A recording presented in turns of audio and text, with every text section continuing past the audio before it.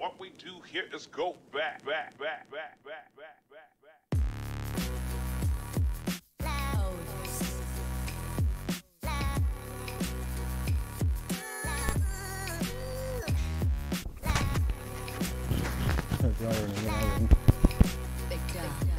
SEX on the CX on.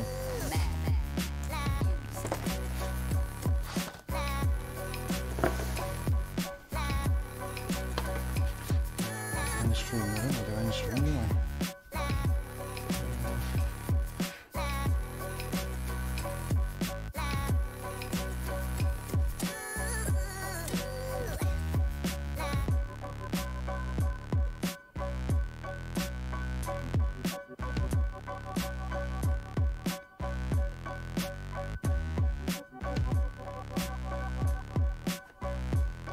You can hear what was going on there.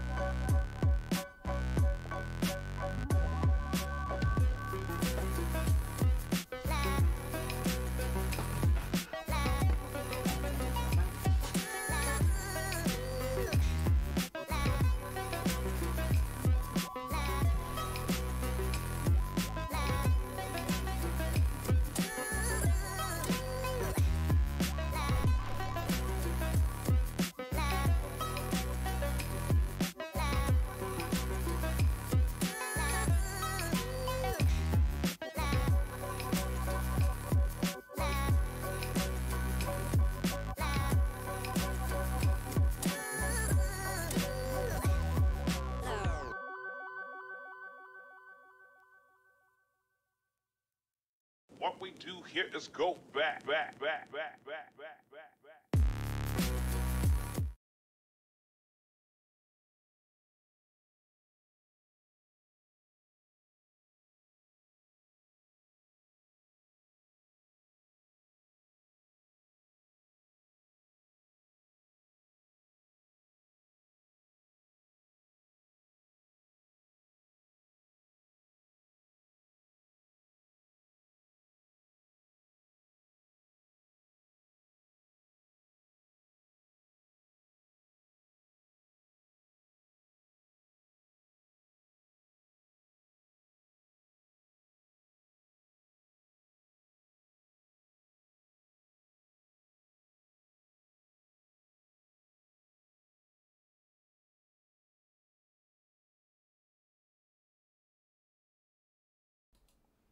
There, that might work.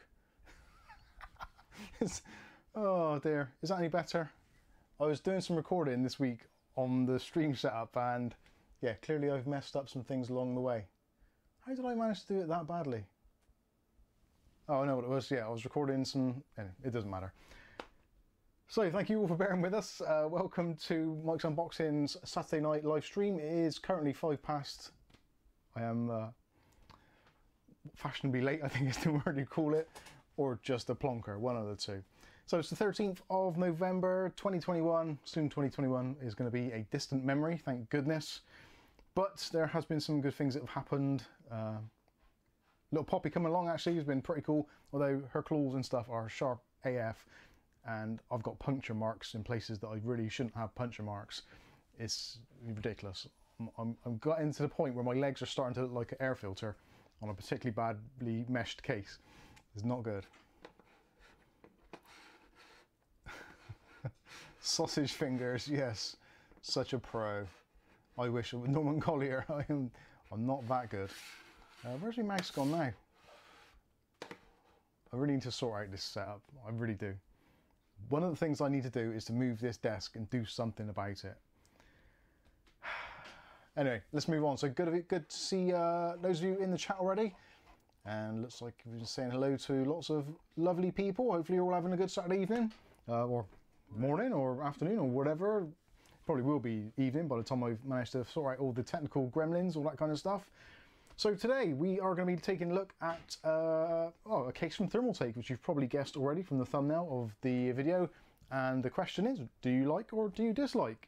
And I thought, being that at the moment that is a very topical thing at the moment on YouTube in general, I figured, hey, why not make it a bit of a play on words? So the question that is being asked in the poll, if you haven't seen it already, depending on what devices you're on, there is a poll, like or dislike. Simple question, do you like it, do you dislike it? And that refers obviously to the case itself. I didn't know that. Kath didn't know that, so I should have typed it out, but... But you've got like and dislike in the thumbnail. Yeah.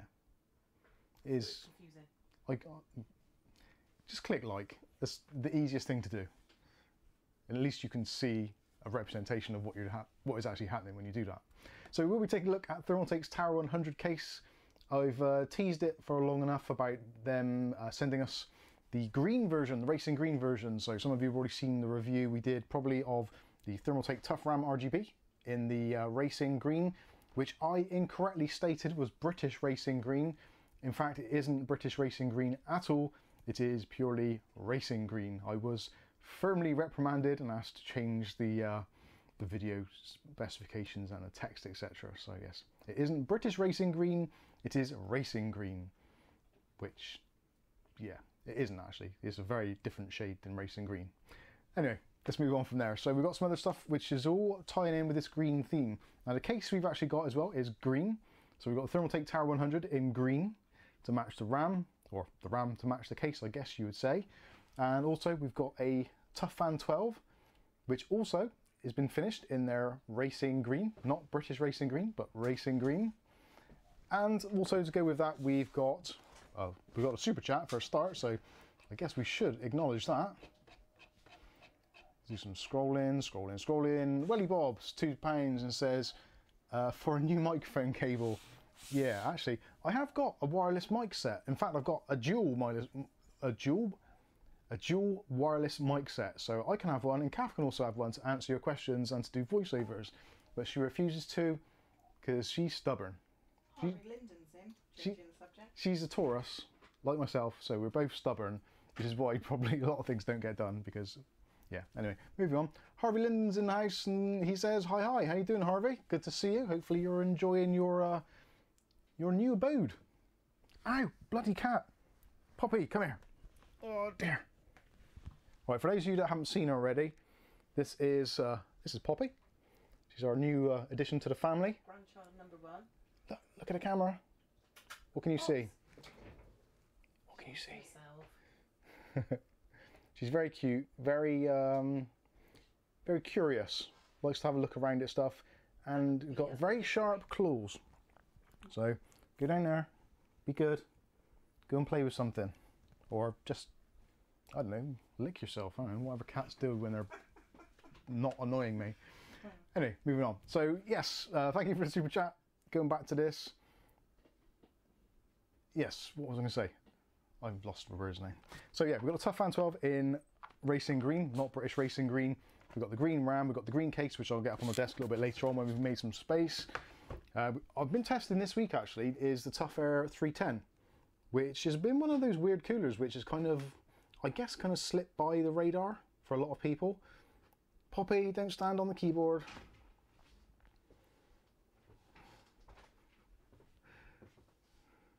Nightmare cat. Yes, slipped by a lot of people's radar. I'm not entirely sure why, because it's actually a very good fan. The ToughAIR fans are really good fans, but yeah, seems to have dropped off the radar. I did actually see this was on special offer recently for about £25–30. And for a 120mm tower cooler, it does a really good job. I've tested it this week against the Noctua NHU 12S, which is basically kind of double the price. And well, I'm not going to spoil it, but you'll see the results come out. It's obviously not a fair fight, but I think you'll find the results very interesting. And this is using the Ryzen 9 3900.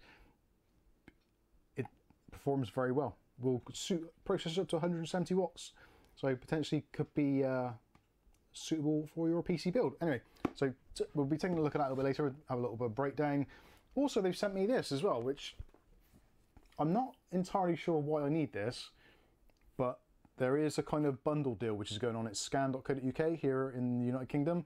So if you're looking for one of these cases, they are doing some bundle deals. So Thermaltake are bundling their Toughpower SFX PSU with the RAM, I believe it is, and the case. So basically, yeah, you get a reduction across the board for the whole kit, all color coded as well. So look out for that. 7-year warranty. It's fully modular gold. 450 watt. They do slightly higher versions as well. So if you want a little bit more upmarket, then you can do. most people are thinking a micro ATX build, sorry, a ITX build, then 450 is probably going to be enough, unless you're really ballering and you're putting in sort of RTX 3080s, 3090s. Most of the stuff below that, you probably get away with 450. But anyway, we'll take a closer look at that later, with all the cables, etc. So yeah, the case is over there. It's quite a big box, so I'm not going to get on the desk right now. We'll make some room after we've done this. Other things that we've received this week as well. We've been very lucky individuals. Well, I have. Kath has as well to some extent, but possibly not as much as myself. So the lovely Bob has sent this one over. This is the Razer Viper Ultimate. This is, again, something which I probably would have passed by. I didn't realise actually how good a mouse this was. I know a lot of the esports gamers and that love it and they think it's great. And it's got all the recommendations on the side from various esports, etc. But yeah, it's one of those things which I would have never in a million years really considered. But for the price of it, actually reduced on Amazon at the moment to basically less than half price. So that was really good. And totally wireless, 20,000 DPI. And battery life that lasts seemingly forever. Light hyperspeed technology, super accurate mouse. And for those of you that were thinking, oh my god, it's got the Razer logo and it's green, don't worry, that is RGB. No need to panic. There is element of RGB on here, which works actually really well. And surprisingly, it actually works in Signal RGB as well as working in their own software, which I don't really like their software, but anyway. So that is a pretty amazing lightweight cordless mouse. It's about 70 grams, 73 grams, is amazingly light. You can't even tell there's a battery in there. It really feels like a mouse without a battery in it, but evidently there is one. So yeah, we'll take a closer look at that a little bit later on. Thank you very much, Bob. There was something else Bob sent as well, but we haven't actually received it yet. Why are you throwing that to me? I haven't got a battery in either. No. Stupid woman. Anyway, yes, there's some other stuff on the way from Bob as well, so if there's anything I've missed out, I think there's that headset as well, which is buried in the headset pile, which we've had a few headsets to go through. And I still haven't done some reviews for other bits. Ladies and gentlemen, if you're watching this, if you are someone who has kindly sent us something to review or check out, it's been mental. It has been mental. And obviously, when it comes to some of the things that we get sent to us, like from some of the suppliers like Thermaltake and Arctic, etc., etc., they do kind of say, well, if you can get the video done ASAP kind of thing. So some things do get bumped. So it's not anything against what you've sent or the fact that we don't appreciate it. It's literally we've got to manage the kind of time slots. In fact, this week you'll probably notice that this is our, I think this is the 7th or 8th video released this week already, and that's excluding shorts. So I don't really class those as videos anyway, but yeah, I think this is the 7th or maybe the 8th video this week, because we're just trying to release extra videos so we can kind of catch up and get closer to kind of recording times. Otherwise it seems weird that I talk about stuff on a Saturday and then I record the video maybe in the Monday, Tuesday, Wednesday after, and then it doesn't get released for maybe 3 weeks or 4 weeks, unless if you're on Patreon, obviously you get early access up to almost a month in advance on some videos, and for members I think it's about a week, maybe 2 weeks, sometimes a little bit less, sometimes a little bit more, but anyway, yeah, you get the general idea. So we are getting swamped. There's loads of videos. I'm literally recording 2 or 3 videos a day at the moment, so because we have a 5-day cycle of releasing, so yeah, we're basically doing sort of somewhere between 10 and 15 videos a week, and we keep on doing that. Obviously it's mounting up, but we've got to do the videos because we've got the stuff sent to us, so we feel we have to do them. It's yeah, a bit of a double-edged sword really, but you don't want to release too many videos a day because otherwise they just get overlapped and missed. So yes, it's a very hard time at the moment. We're really pushing ourselves to get as much as we physically can done, and hopefully it's paying off. So anyway, that's enough of that. William Bodie been super generous, sending this stuff all the way across the water for us. William sent us actually like a bundle of stuff for basically the family. So there was a blanket for little Poppey, which is actually in Angel's bedroom somewhere, which I'm not going in that bedroom. I go in about the first 2 or 3 feet just to vacuum, but the rest of it is kind of floor drobe and there's all kinds of stuff in there. I don't want to go in there. I don't want to see things that are in there, because I think as a parent it would probably affect me and give me PTSD. So Yes, don't go too far into that bedroom, so I won't show you the blanket. But it's a very nice soft blanket, and Poppy does actually like it, so that is always a good thing.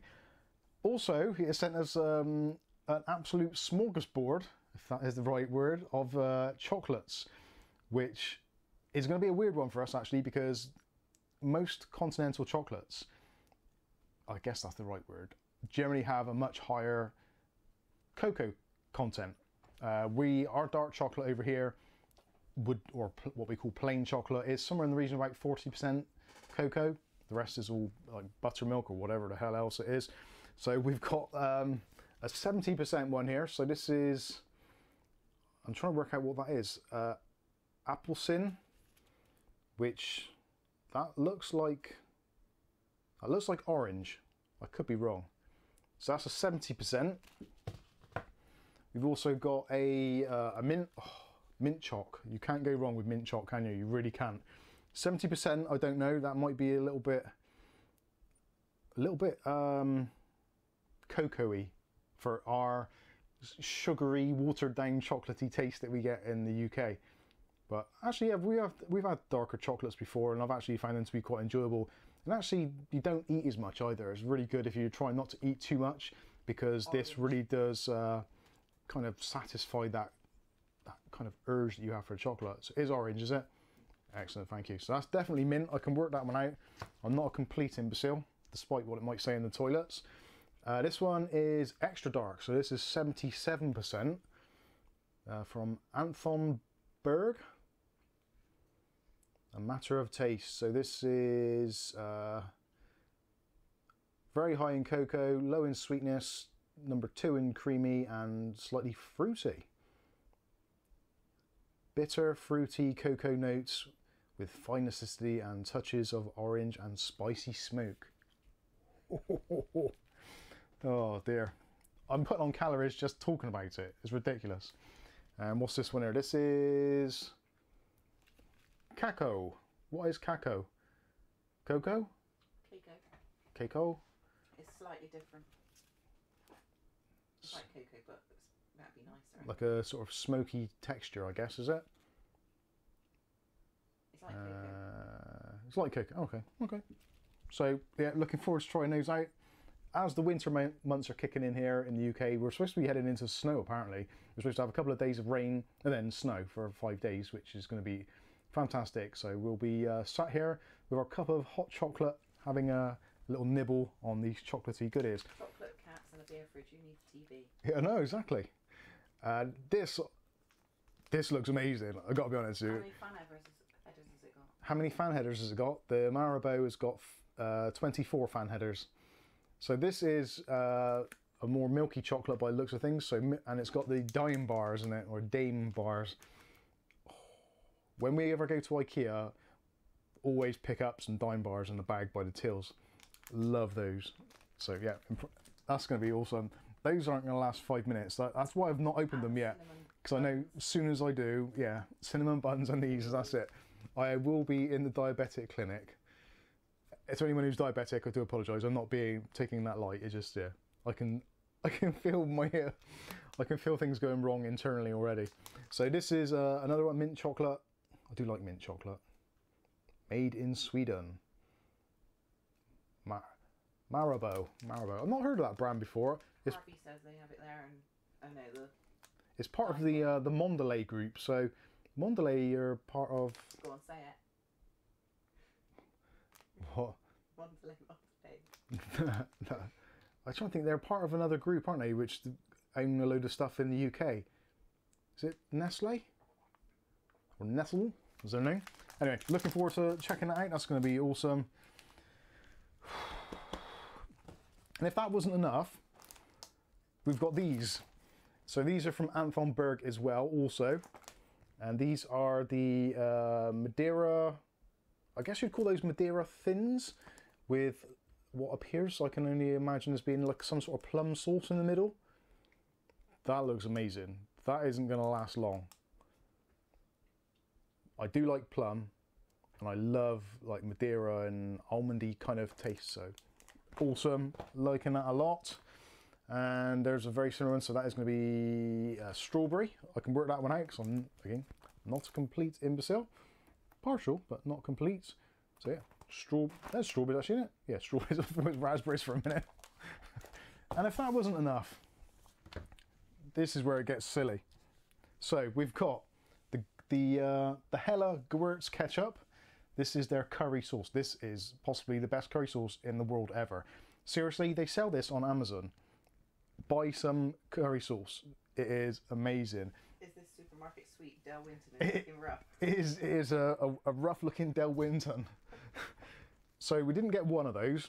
We didn't get two of those. We actually got three of those. And actually it's good because we did actually get one of these sent already, and it's down to probably about there already. Because basically I'm kind of slightly addicted to it. If that wasn't enough, we've got this one.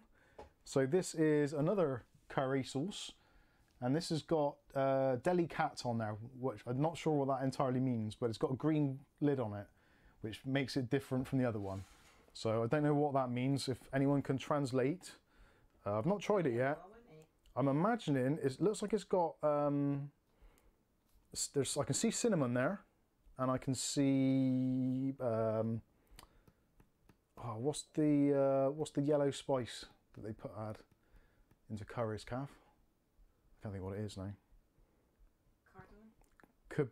No, I'm not sure. Turmeric? Turmeric. It's got, yeah, it looks like that's turmeric in there as well. So I guess that's possibly a slightly milder version with a green.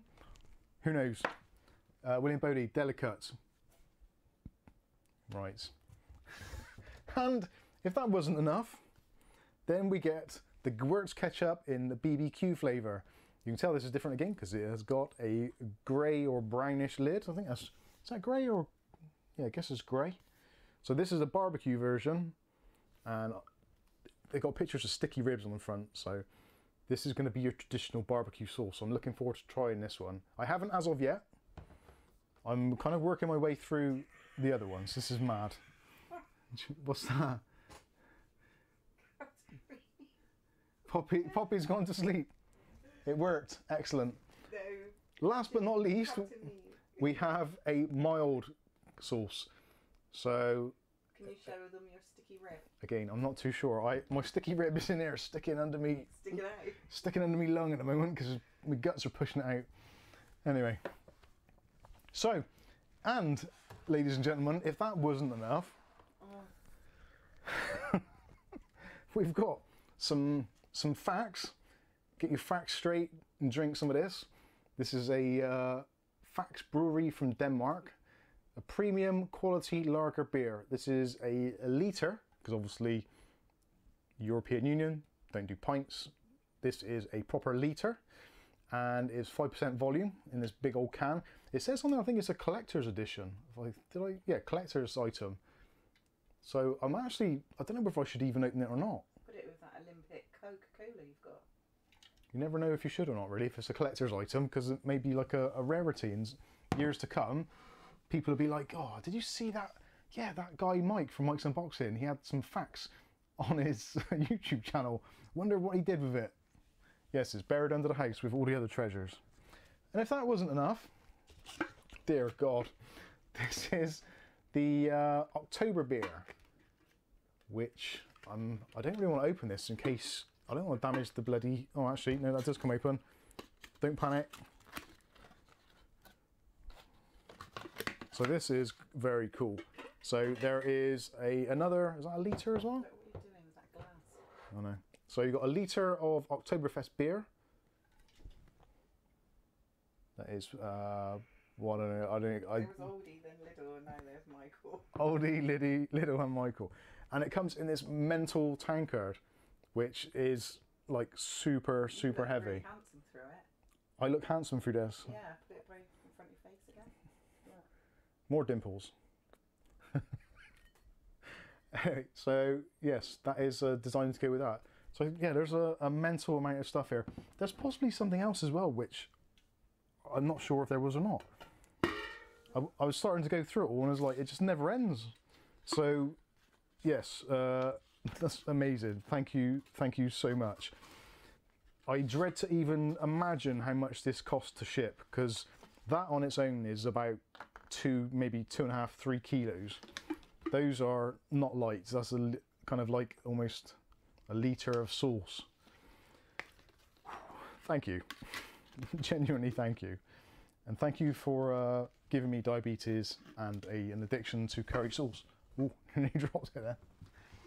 So, that's it. There is no more. That is the lot. Thank you, William. Yes, thank you, William. I don't know if you heard it. Kath said it as well. She doesn't often say things on camera, as you're probably aware. So, that is those bits out the way. And again, I'm sure there's something else that I've definitely missed out somewhere. We are so running out of room here, it is not a joke. We're still waiting for the loft hatch to be fixed or installed, so we can actually move some of this stuff up into the loft, give us a little bit of working room. Not the chocolate, clearly, because that will not be lasting that long. In fact, actually, Kath, I will put that on your side. It's actually very warm in the room tonight, and there's a good reason for that, because today I actually started doing some crypto mining, believe it or not, which was very surprising. I thought it was because you were thinking. No, it wasn't because I was thinking. There was actually, well, I was thinking, there was actually a little bit of warmth coming off the old brain. Anyway, where should I begin? I don't know, let's say hello to some of you in the chat first of all, because I haven't done that yet. And then we'll make some room, and then we'll take a look at this case, because I'm interested to see what this case is like. There was an interesting video that Steve from Gamers Nexus did when the case was first announced at CES 2020, maybe? Their virtual event. And he slated the bejesus out of it, he really did. And they've made some adjustments to it, made some modifications, and kind of retooled it and reworked it into something which I actually think is going to be quite special. Although I am really, really struggling with the idea of a green PC and how to make some kind of theme. Or do I just go, yes, it's a green PC and there's green stuff inside it? I don't know. The colour is going to be a hard one to match. But anyway, we'll look at that a little bit. Excuse me. We'll look at that a little bit later. And Captain Me's Adventures says, after all that chocolate, I thought Mike was going to start singing the Candyman can. Wong. No, I'm not going to say it because I'll say something that I shouldn't. Mark Berry says, I finally got on a train in London, absolutely paralytic, and ended up Dover, fell asleep on the train after drinking snake bites. Oh, there's a good one. Matthew Day, German sausages, they're the worst. Boom. That's gold, that is absolute gold. Stuart Cleary says, Mike, you should build a big storage shed in your back garden. That has crossed our minds. We did always want to put a double garage in, but with one thing or another and the way things are in the world at the moment, it's like everything is costing an absolute fortune. And I'm pretty sure if we built a garage in the back garden, it's probably going to cost us a good £3,000, £4,000, £5,000 more than what it really should do because of the way prices are at the moment. So maybe on the back burner on that. I don't like having all this stuff cluttered around me, but I don't also like spending more money than I have to, as you guys know only too well.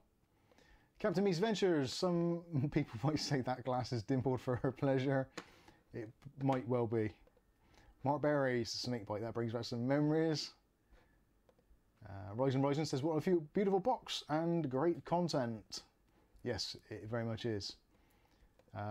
Antonio says, I drank that, it is so good, I have a couple of those big glasses. Oh, excellent. I've got Darren Thrasher with us, obviously William Bodie's with us, thank you again William. Stuart Cleary says, drink one. I might have to later. O'Reilly says, Mike, chug on them both. Oh dear. Matthew Day says, a litre measures 3'3". No, I think I got that wrong. Yeah, that's a metre. It's close. Very close. Captain Meat says, let's see the next build when Mike uses a special sauce instead of thermal paste. That's not a bad idea.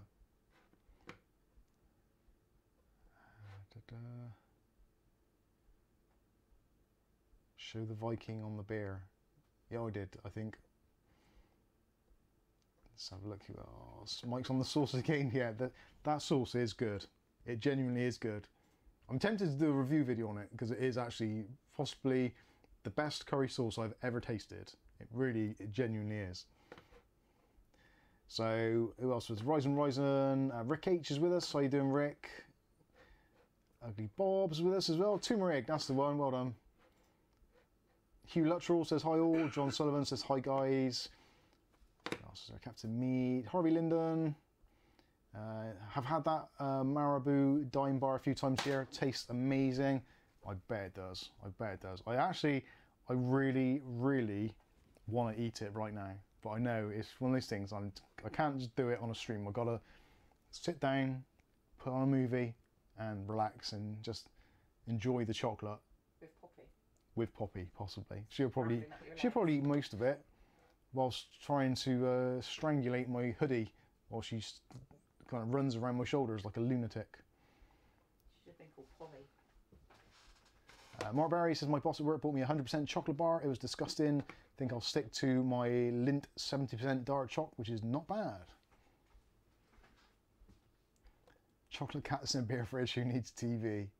Exactly, says Mark Ofsky. Welsh Tony's with us and says Lindt is about £2 a bar, but Tesco do them for about £1 a bar. Welsh Tony says I eat 90% chocolate. I suppose I've kind of, well, how do I start?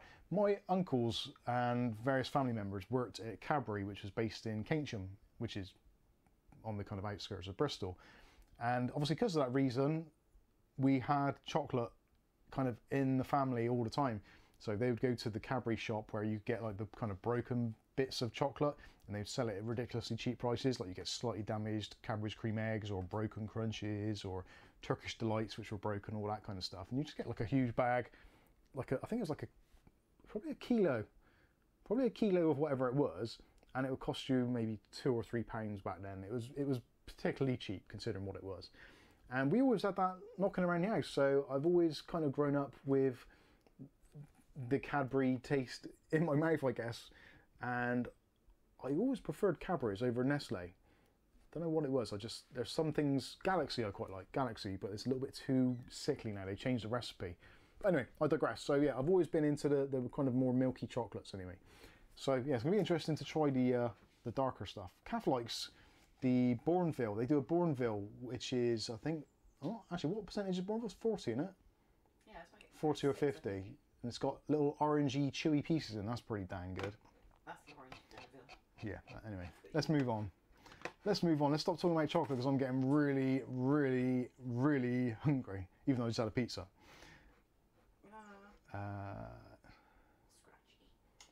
Darren Thrasher says I miss Benny Hill and Tom Baker as Doctor Who. Off topic, but I kind of agree. Well done. £5 from UglyBob says Candyman, Candyman, Candyman. Say Candyman 3 times in the mirror and the super chat light goes off. That is what actually happens. And I didn't click on the button, I keep on forgetting that. Antonio says my weakness is Milka chocolate. Yeah, that's pretty good. John Paul Bacon says, how's everyone? Not too bad. Reasonable. Like the lights. Captain Meat's Adventures. I've got to read Captain Meat's Adventures messages before I actually say them or click on them because he says some things that sometimes may not be entirely appropriate. When I used to work in the Jacobs factory in Liverpool, we used she loads of chocolate. Yeah, I get the idea. You used to have loads of chocolate biscuits. Galaxy Ripple. Captain Meat's Adventures. Actually, Mike would make a good Doctor Who.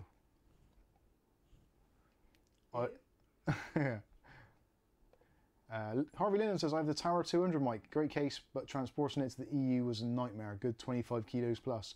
Now, actually, I have currently in the hallway, which we reviewed on Friday, the Thermaltake P8 TG.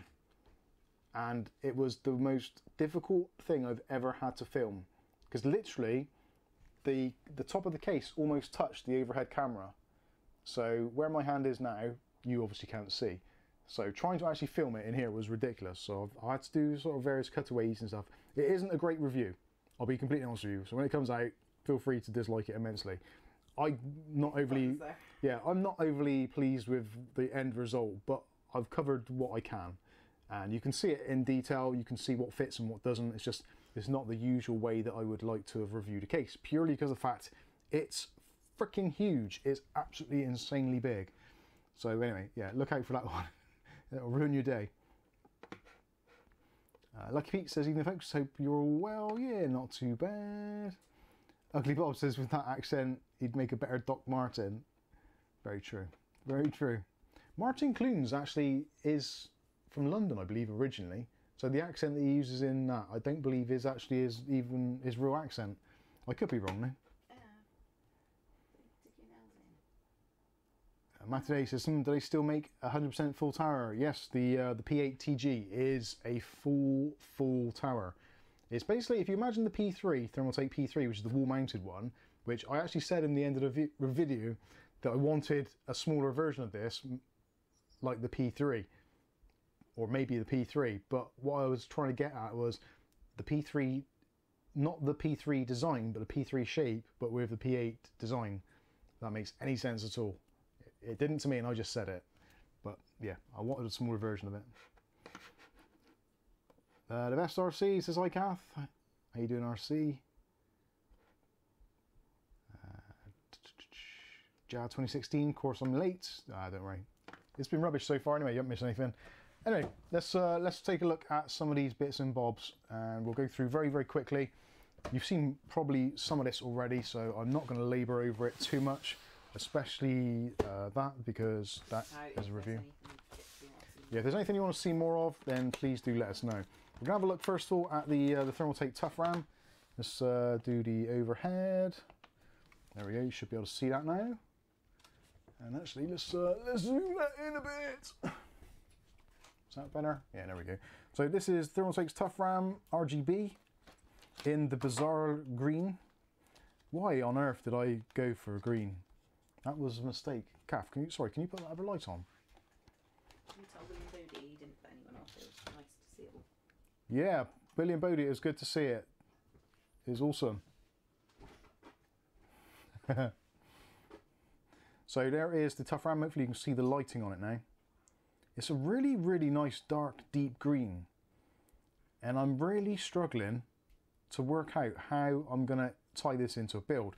So the suggestions that we've had so far, which some of you have kindly come up with, and I've ones I've also thought of myself, one of which was a Luigi themed build.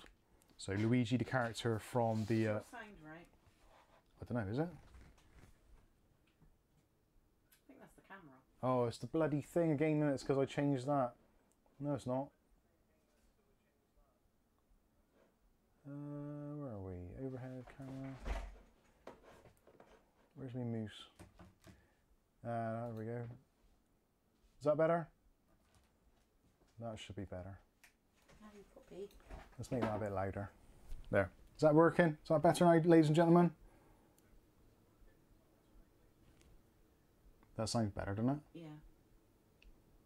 I've really got to stop messing around with the cameras. Absolute idiots. Anyway, yes, so this is the green version. Now, it's a really difficult thing to match green with absolutely anything because, yeah, probably doing weed is like, yeah, that's a great idea, in fact. But Get some like growing lights. I'm going to actually have to get some weed in order to fulfill that part of the build. At which point, you can imagine what the comment section is going to be like, and there's going to be some douchebag who, rather than clicking on dislike, they're just going to phone the police. Cameo build? That might be better. A camo build would be good. I'd never find it again. I started a camo build, but I can't finish it because I can't see it. Anyway, so this is fully RGB along the top there, and actually the top section, if you haven't noticed already, actually is the Thermaltake logo. If you look at the Thermaltake logo on the box, that section there is actually the Thermaltake logo built into the RAM. So little things like that, I think it's just pretty clever. Whether or not it was entirely intentional, I don't know. I guess it probably was. Anyway, so that is the ToughRam. So that is actually pretty decent RAM. It overclocks really easily. I think I had this up to about 4133 with like no problems at all. Or was it 4000? I can't remember. It was a little while back. But yeah, DDR4 3600 MHz. It's a 16 gig kit. Racing green, not British racing green. as I said previously before, and was completely wrong and got told off. Anyway, so that is the ToughRam. Let's take a look at the fan. I've not seen this actually yet. This is, I took the sticker off the box earlier, but I never actually took it out because I'm a little bit, why did I go for green? In the time when I thought about it, it made a lot of sense in my brain, but time has passed. So, yeah, that's pretty green right there. So looking at the, actually that's pretty heavy. So this is the, basically it's the Thermaltake Toughfan, but kind of green. The motor on this is insane. It feels like the weight of the motor is just madness. It really is. It's kind of, I'm trying to think what it's like. You know the fans that you get in the house in the summer? You get those little desk fans with the 3 speeds on with the electric motor. It kind of feels like that when you spin it. It's got that real kind of torquey feel to it. So yeah, there's lots of green, lots and lots of green. Actually, this fan takes up to 0.7 amps. So most fan headers, you wouldn't be able to put 2 of these on the same fan header if you had a 1 amp fan header. That's how much current draw this thing has, up to 2000 RPM as well. So it is going to move an absolute lot of air, which it's probably going to need to. And what we've got in here, that is an accessories box. Getting the Hulk build. The Hulk build. Kermit build. Kermit, I kind of like. Green Hornet, that's not a bad one. Mike's Cracked Den, that might work. Green is the new black. Nice. They're meant to be really nice fans and leave us Noctuas. Yes, they do. It is a Noctua knockoff. It is definitely a Noctua knockoff. That is something which Thermaltake, I'm going to say it because people think it anyway and they probably know it deep down. Thermaltake are one of those companies where they see somebody else's good idea and then they basically replicate it or backwards engineer it. Which happens, it does happen, but they do it quite blatantly. Like that design is basically a Noctua fan. There's very little in between it. Even to the point of having the step down adapter. So if you just want to put it in low power mode, you can plug that in and you get actually some longer screws. So if you're rad mounting, you get the screws included, which is kind of nice. And you get the standard screws as well. So yeah, it's a very interesting proposition, trying to work out what UglyBob's is a Greta Thunberg build. How dare you? That'd be good. I don't mind that at all. I'm actually thinking that might work. Slap it together and call it Green Envy. Army Green, yeah. Killer Croc. Darren Thrasher, that is one we have not heard before. That is good. Killer Croc. Yeah, that's actually, I quite like that idea, Killer Croc. Let's see what other ideas come up with. Someone said before a Carlsberg build, which obviously would fit the channel because I am partial to Carlsberg, and potentially could be even Ass, because the green, the kind of summer version of Ass. Oh, why is that not fitting there now? Get in there. The Ass can is green, so that would be good. Although I'm not entirely sure whether an alcohol themed build is actually kind of not so much sensible, but whether it's appropriate. I don't know whether some people may not find that particularly in good taste or something. Although saying that I would do a Greta Thunberg one, the people probably think that's not in good taste. So yes, blah blah blah, shut it Greta, as they say. So anyway, that's the Toughfan 12 in racing green. We've got the ToughRam in racing green. So let's get away from all the green for a little while and let's take a look at the ToughAIR 310. So this is a CPU cooler with a particularly easy installation.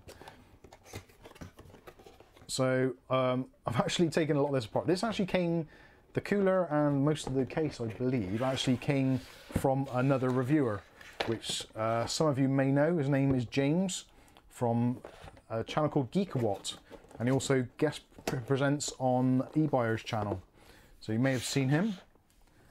If you have, go onto his videos and tell him to give me my thermal paste and my spreader back. So this is the fan. As you can see, one of the things I love about this immediately is the clip. There we go. There's the fan on and off. super easy. And it reveals a very nice heatsink. Very, very slim. Amazing ram clearance, so no issues there. 4 heat pipes, 6mm thick, each one of those. Nice base to it, all that kind of stuff. This top section, plastic, if you find this a little bit too tall, 159mm altogether with the plastic on. You can, if you remove this sticker, which is normally firmly attached at the top, which Kath's going to stick back on at some point, undo those 2 screws. You can take that bit of plastic off to expose the heat pipes and give yourself a couple of extra millimeters of room should you need it. Oh, you did say I had until Saturday to do that. I did say you got until Saturday to do it, and she completely failed miserably in the task. I forgot all about it. Just failed. So yeah, it's ambidextrous, or what's the word? Not ambidextrous. The symmetrical. That's the one. It is a symmetrical design, and the actual installation routine or mechanism for this is very unusual, but actually works particularly well. So the mounting mechanism, I'm going to bore some of you with this, but this is actually pretty cool. So actually something which some of you may not have seen before is this.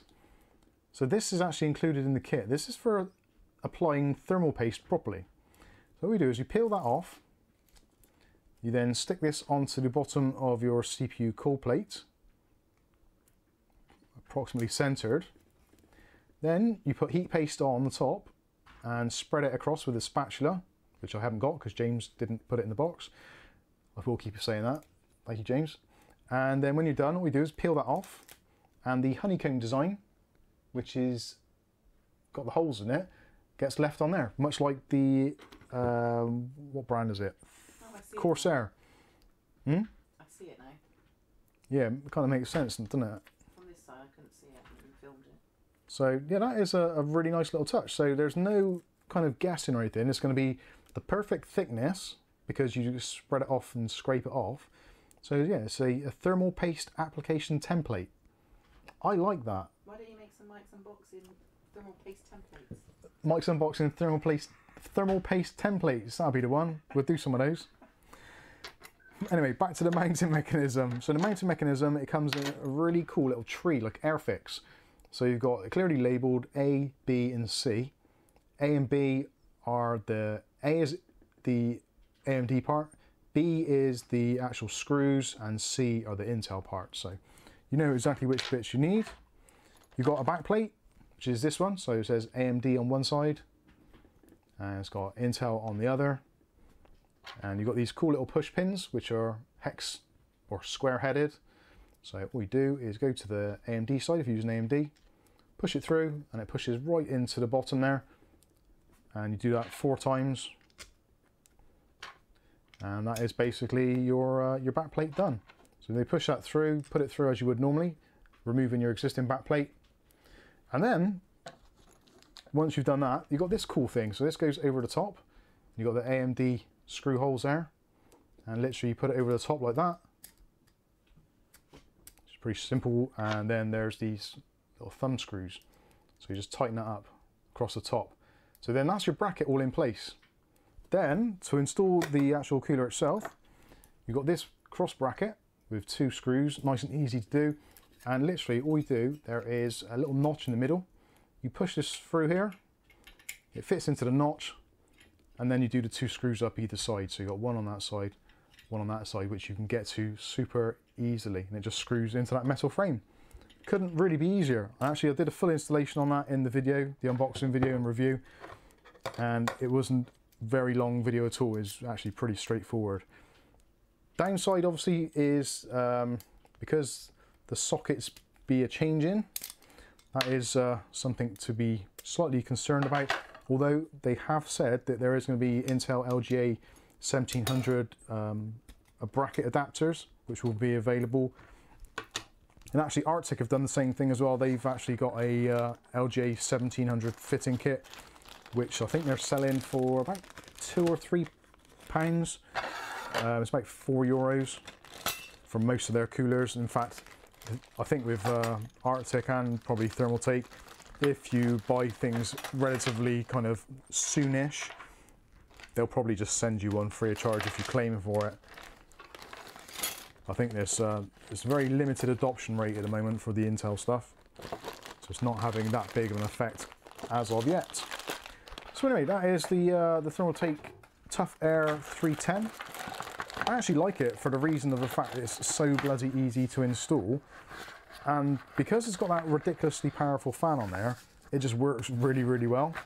Because you find with most of these tower coolers, if you've got a 120mm tower cooler like this, then it's realistically, there isn't a great deal you can do to the actual design of a 120mm tower cooler. You can adjust things like you can add more heat pipes, you can add more metal to the thermal mass of it, but ultimately it comes down to the fan you use.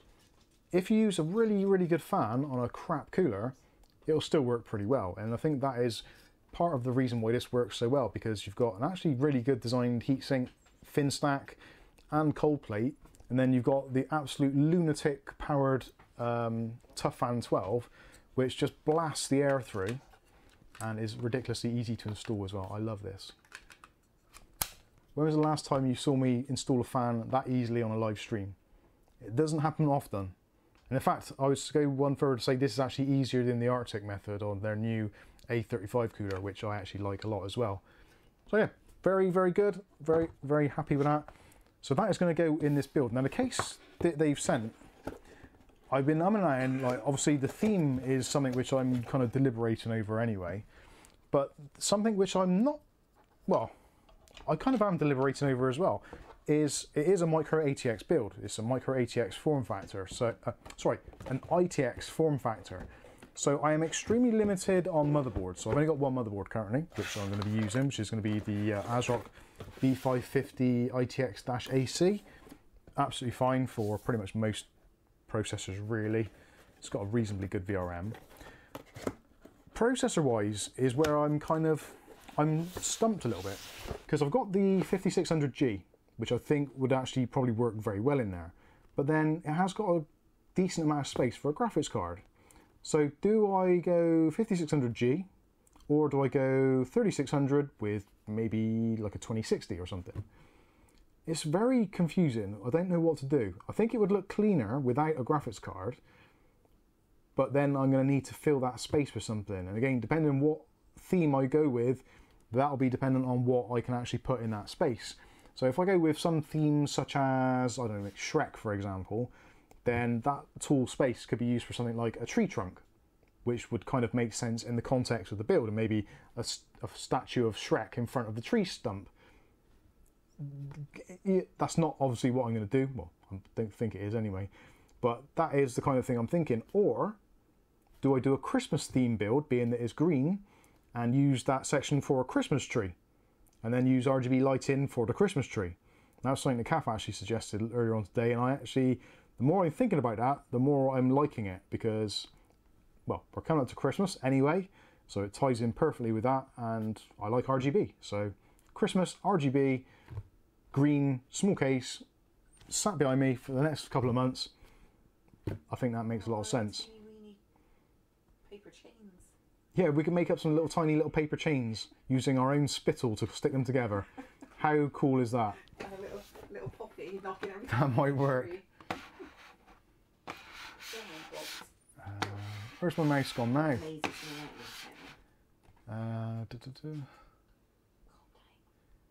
Fred Brown says the problem with those cooler upgrades is the shipping cost.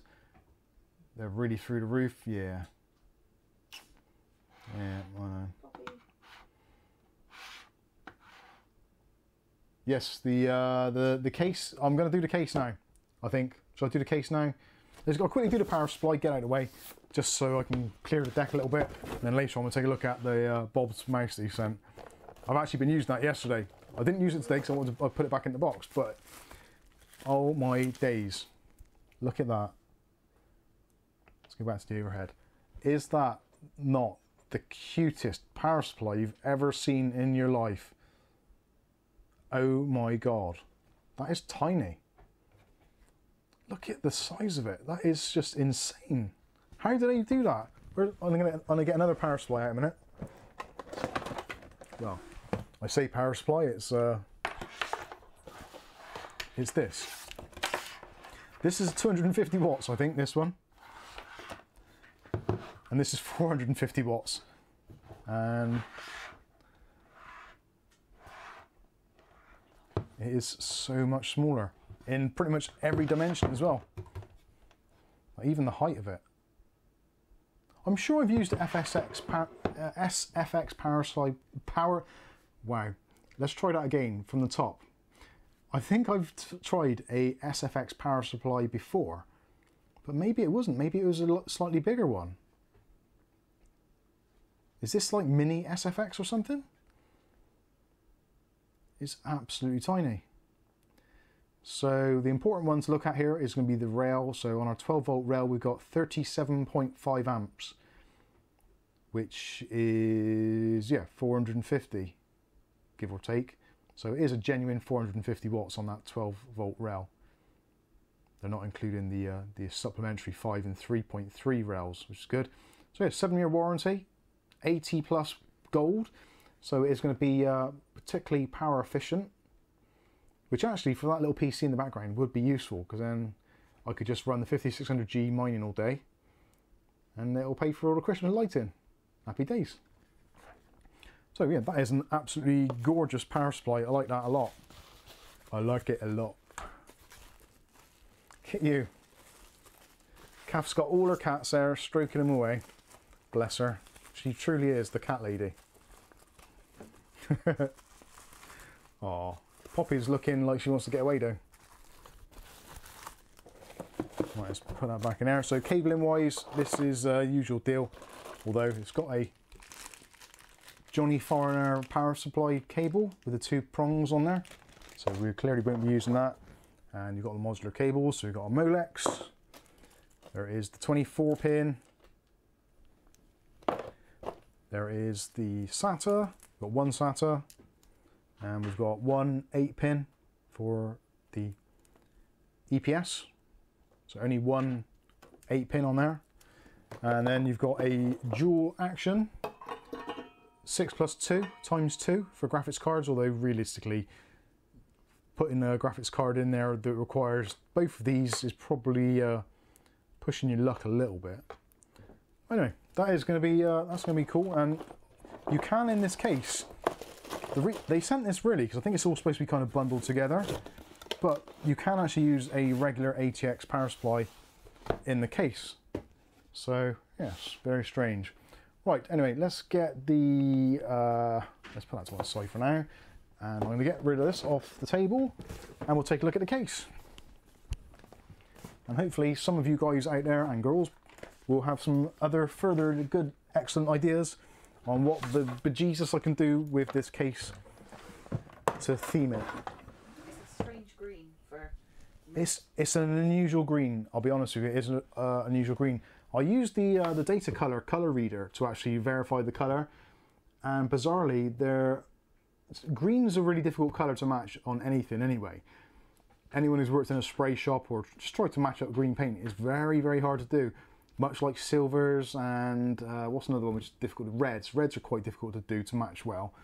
Green is one of those ones which is exactly the same, and when you go between different textures and different types of material, so you go from like plastic to metal, even if it's the same color from the actual paint mix, because of the way it actually attaches to the metal or bonds to the plastic, or even just the undercoat. If the undercoat isn't done uniformly, if you've got maybe black plastic and you just do the green on top of it, and you've got the silver side panels which are just in the bare aluminium or steel or SEC or whatever it is, you spray over that, because it's silver on the base and the other one's black, you can have a very slight difference in the actual finish at the end. And also plastic reacts differently during the curing process than metal does, so there's all those kind of weird things which can go on, which is why we get those slight tonal differences. Wow, I sound like I actually knew some shit then. Trying to let that happen again. This one's actually much, much easier to lift onto the desk, and hopefully that is somewhat visible. Although the top of it, I don't think the top is it? No. Is that zoomed all the way out, that camera? Isn't it? I can't believe I can't even get this in the shot. How ridiculous is that? You don't usually have it in a box. I don't normally have it boxed, to be fair. I normally do B-roll with this and have it actually out. So this is the Tower 100 Racing Green Edition, not British Racing Green. Don't let that thought cross your minds. It isn't racing green. Well, it is racing green. It's not British racing green, as I've been told. So got the dimensions there. Side panels, tempered glass ×3, 4mm thickness. Materials SPCC. Cooling system. You've got a top exhaust. You've got a rear exhaust, and you've got an intake at the bottom, which you can use. Comes with 2 fans included. They're not particularly good fans. They're just the turbo fans, 1000 RPM, but they're low noise, so yeah, it's pretty handy.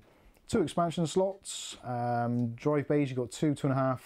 You've also got 2, 3.5, possibly. There is... What are you doing? Stop eating my stuff, lunatic. Ah! Ah! His claws are so sharp. Where are you gone now? Are you gone through the other side? Lunatic cat. Anyway. Moving on, you can understand why I have to rush to get videos done these days. I do it when Poppey's asleep, otherwise things go absolutely mad.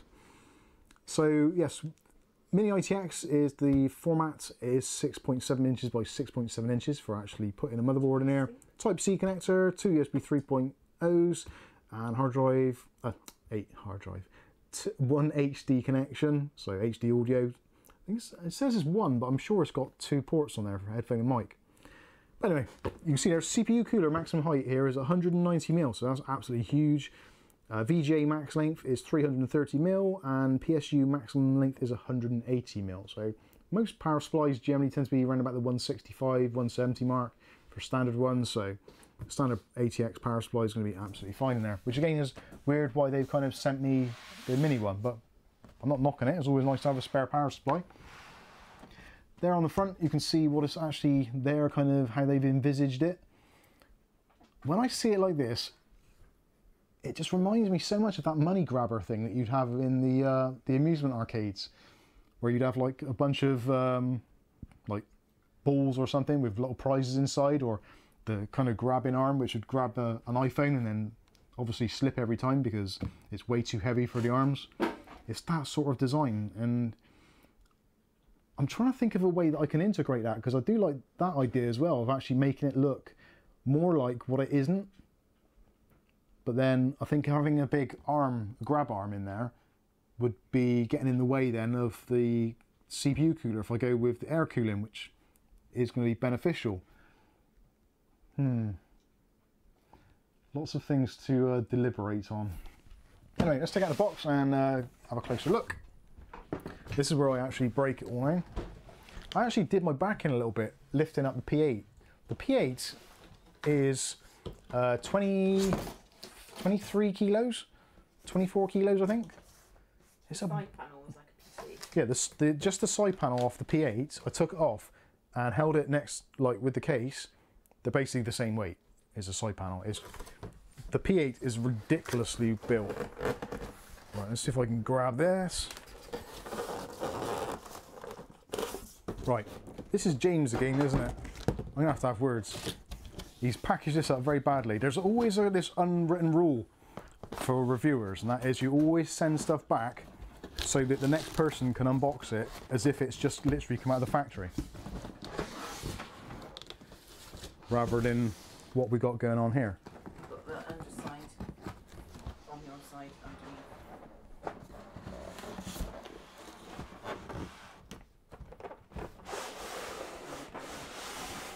Don't hit the overhead camera. Yeah, that's another thing that you do. You put all the bits back inside as well. The bag on the side. Like that. That's what the back is. Oh. Question that. James. You absolute arse. Oh. That is like not to even put the fan back in, or leave the bloody screws in the fan. Jesus Christ. Hello? What have I got to look on there? I don't know if we should say that out loud, but... What have I got to say?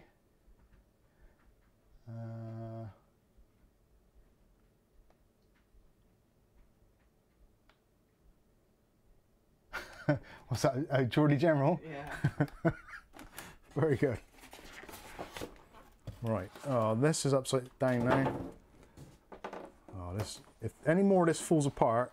At least you've got witnesses. Yeah, I have. That top panel's not even secured.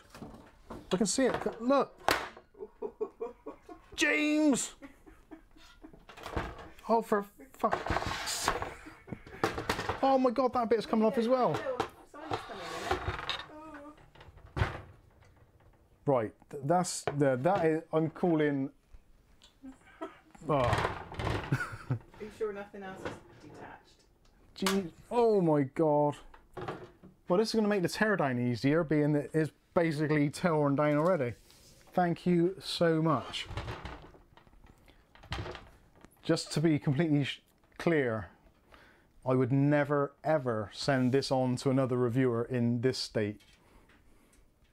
Even if I knew who they were and I disliked them or something, I wouldn't do it. That's just so bang out of order. Oh well. Grow tomatoes in it. You can grow various items in here.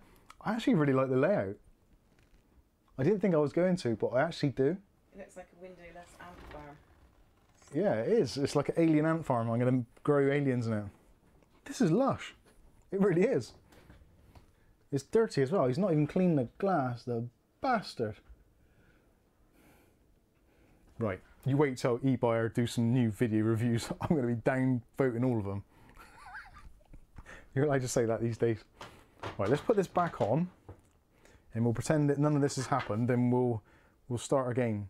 Actually, these side panels are awesome. There is bits of plastic broken off of them, but there is actually removable mesh filters in there. And it's that really nice mesh, which is like the kind of fly screen mesh, and it's all magnetroned in. That's cool. That was the problem they had with this case originally when it was first designed, that all of the sides were glass completely, so the only intake you had was at the very bottom, which isn't really enough. It's doable, but it's not enough. And the graphics card, which would normally be in the kind of, you spin that around a bit, so the graphics card would be obviously in this section here. So if you've got glass across all of there, it's going to suffocate the GPU. But because you've got this mesh there now, it can just pull fresh air straight in through the back, which is awesome. Awesome. Oh, the screws are loose. James, what are you trying to do to me? I'll find out now. It wasn't James, it was someone else. Right, I wonder where the screws are then, because this is supposed to be held in with screws. Now the top section is just like a pop panel, so we've got a massive filter, which is like toggle screws or toggle bolts or whatever you want to call them. So that is the entire top, very much like the I guess it's metal, the top. It looks plastic, but it is actually metal, but there's a plastic mesh underneath, which you probably could remove if you wanted to. Although actually no, you couldn't, because there's some lugs there which actually hold it down into those lugs there. So yeah, there's meant to be screws, 5 screws, which screw down through there, and also one into the top IO, which is going to be, I think it's one of those ones there. So yeah, got drop down ones. But yeah, basically it's supposed to be on the top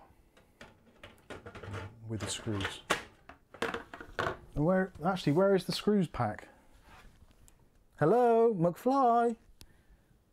There's no screws. Is it in the fittings kit? No, it's not.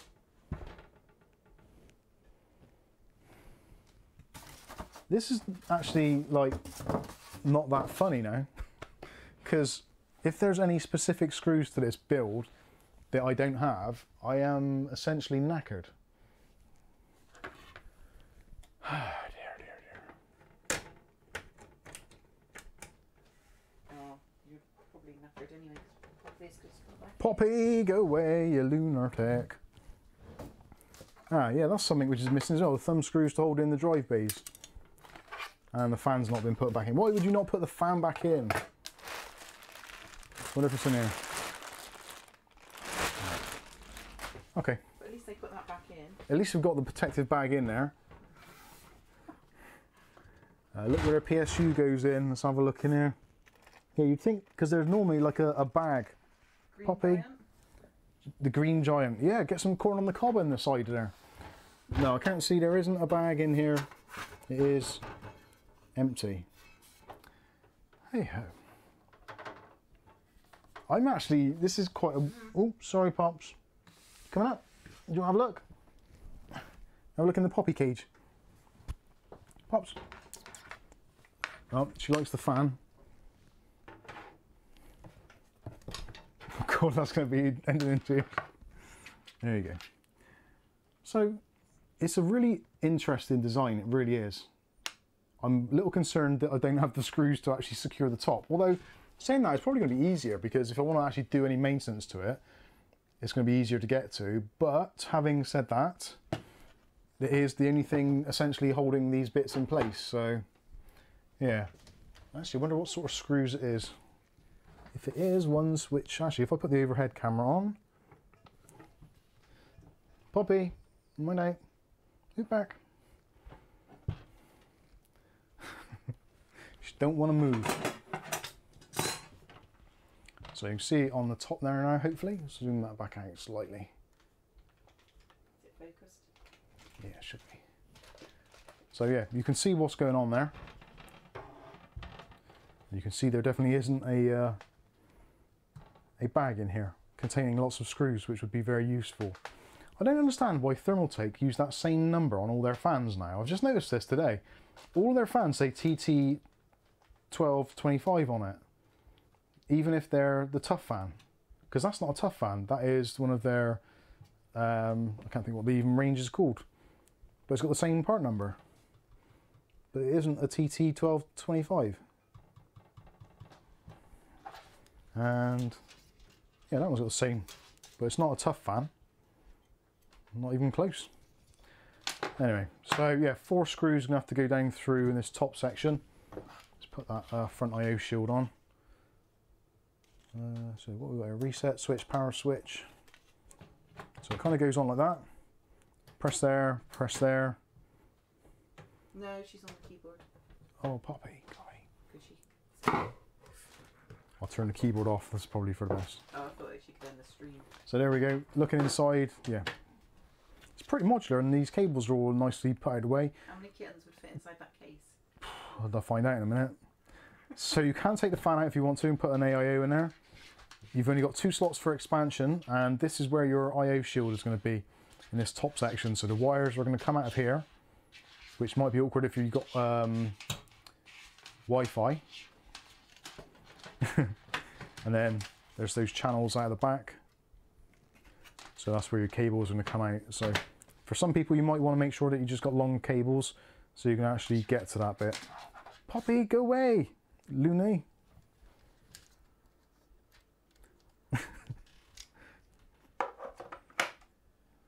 Actually, you can see from that camera angle there, can't you? See the difference in colour between this green here and the green there, where it's No, Poppy. it's a different shade. Even though it's been done probably in the same colour paint, because this has been plastic and this is on a metal base, just a very slightly different. Actually, if I put it back in, you can just about see it's close. It is very close, but it's definitely slightly a shade different. Okay. In fact, actually, there might be even a touch of pearlescent in it, because on different angles, it seems to change colour as well. So it's not like a flat green. There does appear to be some element of pearlescent in it. Anyway, so that's the top section. Yeah, totally removable. Even more so because there's no screws holding it in. Thanks, James, again. Actually, I'm wondering, let's see, I've got my my screws magnetic box here. I'm hoping it's going to be normal case or like hard drive style screws, so these ones, if that is actually in focus. No props. I'm going to try that and see if it is. Even if it's just one screw, just so that if I turn this upside down, it doesn't all fall apart.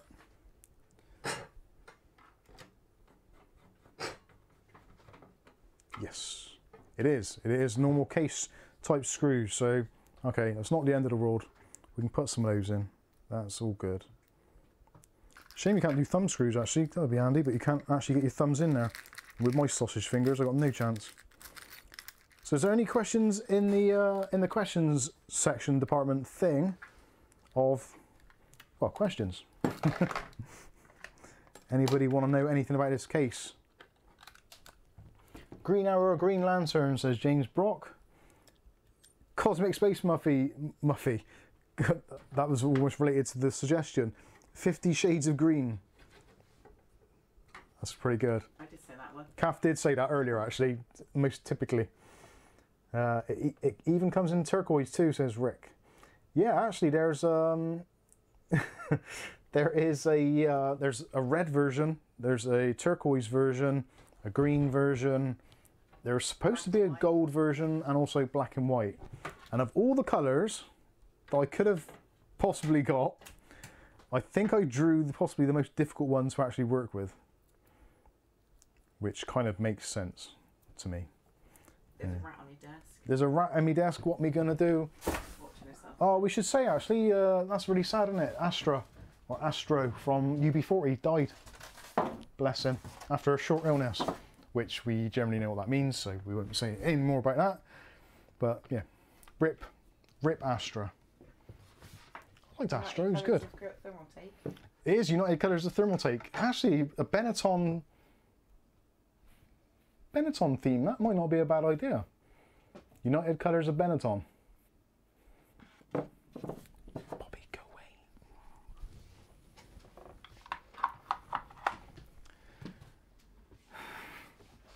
Right, let's have a look inside the back side of the case. And there's Maisie. Welcome to the cat show. We're not doing computer stuff anymore, it's just cats. Oh, Maisie, you don't want to see that. So taking off the back, there is a magnetron filter, which in here obviously you can mount a 140 or 120mm fan.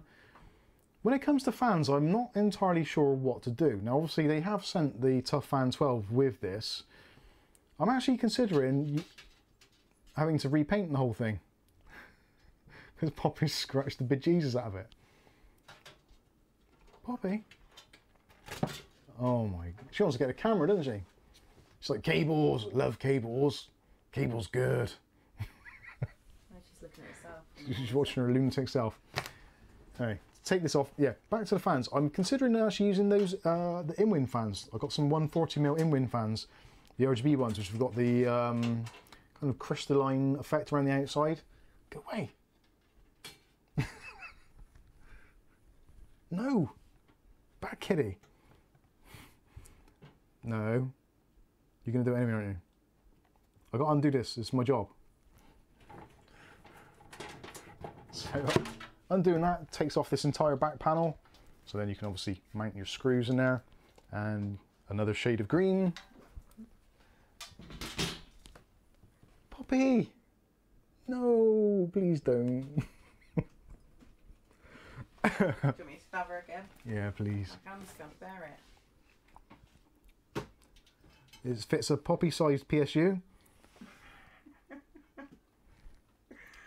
It just reminds you of one of those kids, doesn't it? Who's got himself trapped in that machine in the theme park because he's tried to grab something and he's stuck in there. What are you doing?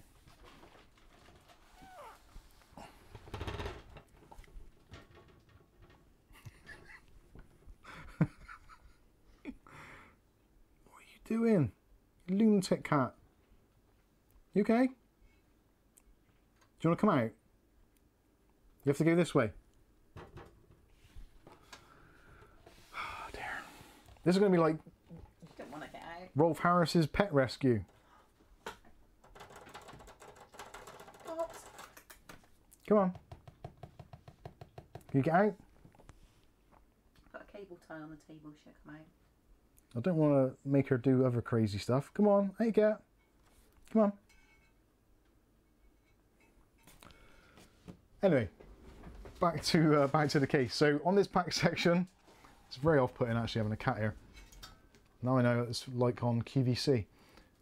So what's that, reset switch? No, power switch. So you mount an area there for 2 drives. So you can have either two 3.5-inch drives or 2 SSDs. Or you can have another 2 SSDs on these mounting caddies which go on the side. which we'll hopefully show you a little bit later. Actually, nice little rubberized grommet on the back there for passing cables through. So cable management on this is going to be pretty straightforward because you can just basically hide everything at the back here.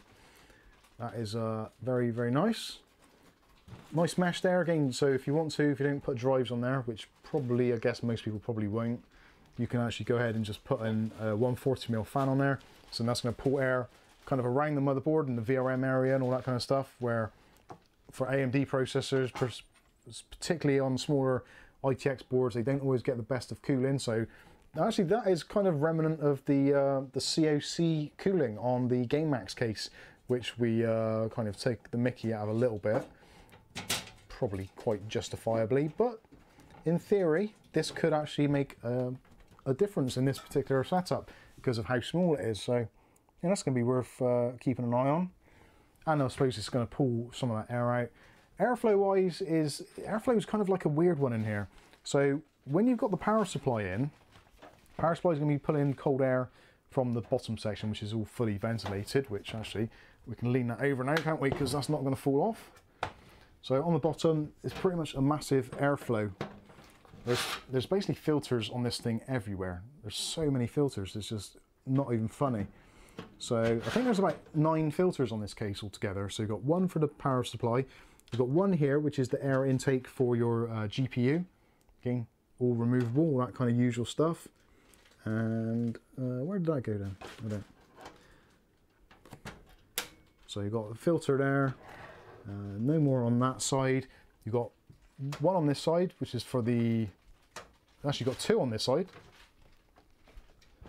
So you've got one on this bottom section, which is integral to that, which I'm not sure if I can just pull that bit out on its own. There you can. So you can pull those pieces out on their own. So you don't need to take the top off every time to take the bottoms out. But these have all got integrated magnetic filters as well, which are not as easy to put in, but yeah, they're pretty straightforward. That's just on the thumb screw, and you've got 3 of those, so one on each side, obviously none on the back because you've got a power supply there. So 2, filter on the top, filter on the back. So what's that? Yeah, 1, 2 on the bottom, 3, 4, 5, 6, 7, 8, 9 filters. That's a lot of filters. And I would pretty much put money on it that it's still going to get dusty inside. It's bound to. I'm actually quite looking forward to doing a build in this. The more I look at it, the more I'm thinking I kind of like the look of it and the way that the whole thing is set up. It's a very unique design. And it's actually not that expensive. Oh, I just bought you a toy. What have you got? Come on in.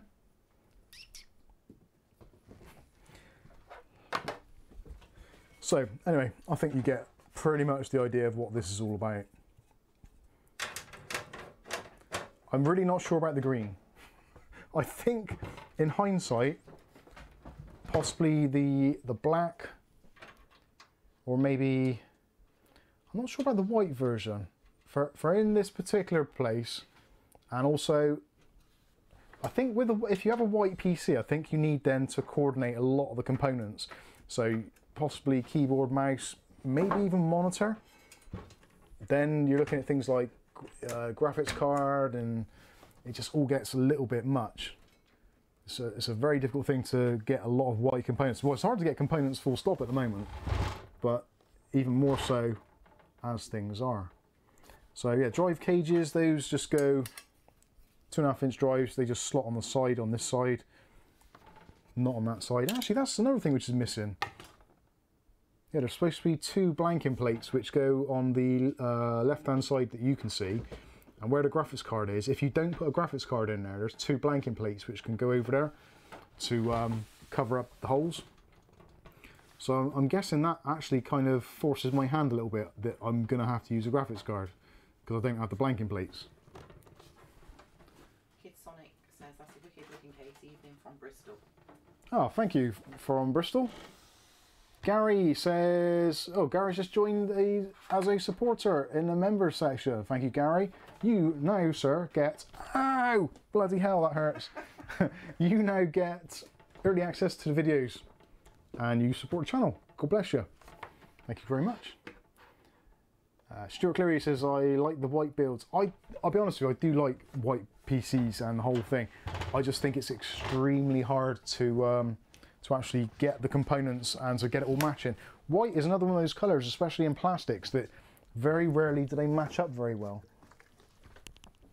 I'm sorry, but I've got to give this case a bit of a spritz because it's driving me mad. I can see it on this angle. I don't know if you guys can, but this stuff is excellent. I don't know if I've mentioned this before. I probably have multiple times. Wins dash and display cleaner. Absolutely brilliant for basically anything. Makes all stuff, even plastics, LCD screens, glass panels, anything. I always use it if I'm selling a PC, if I've had it in the house for a little bit and it's got some cat hairs and all that kind of malarkey on it. I use that. It's very good stuff. It's got quite a high ammonia content, so it really does cut through the grease and makes things look very nice. Although I think I've just used a bit too much. And I don't think that panel is on very well. Or is it the top one? There's a little bit of wobble going on there. Who's that sent a super chat? That is Stuart Cleary, €10. Says, have a beer, Mike. It's Saturday. Saturday. Ba ba ba ba ba ba ba. What? Who's that? It says Saturday. Do you want this one on Saturday. Huh? Do you still want this one? Yeah, better. It's a little bit on the dark side.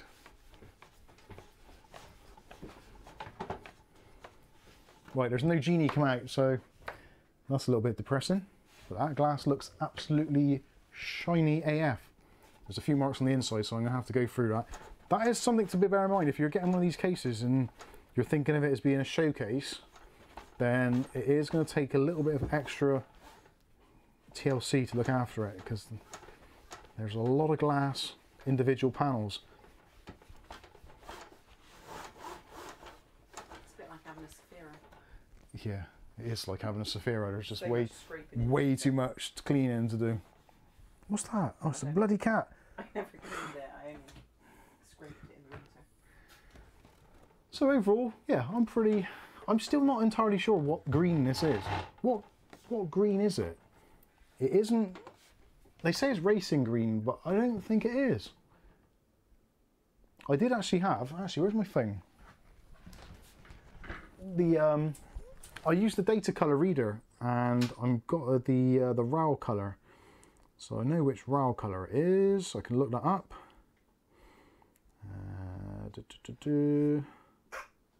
Bless you. Thank you, babe. Hello. What's that? And Geordie General, £10. Thank you very much. You don't get the light show, unfortunately, when you send a sticker. For some reason, it does something bizarre with the YouTube thing. But thank you for the £10. Appreciate that. And hello, Private Hudson. It's camo green, says Markovsky.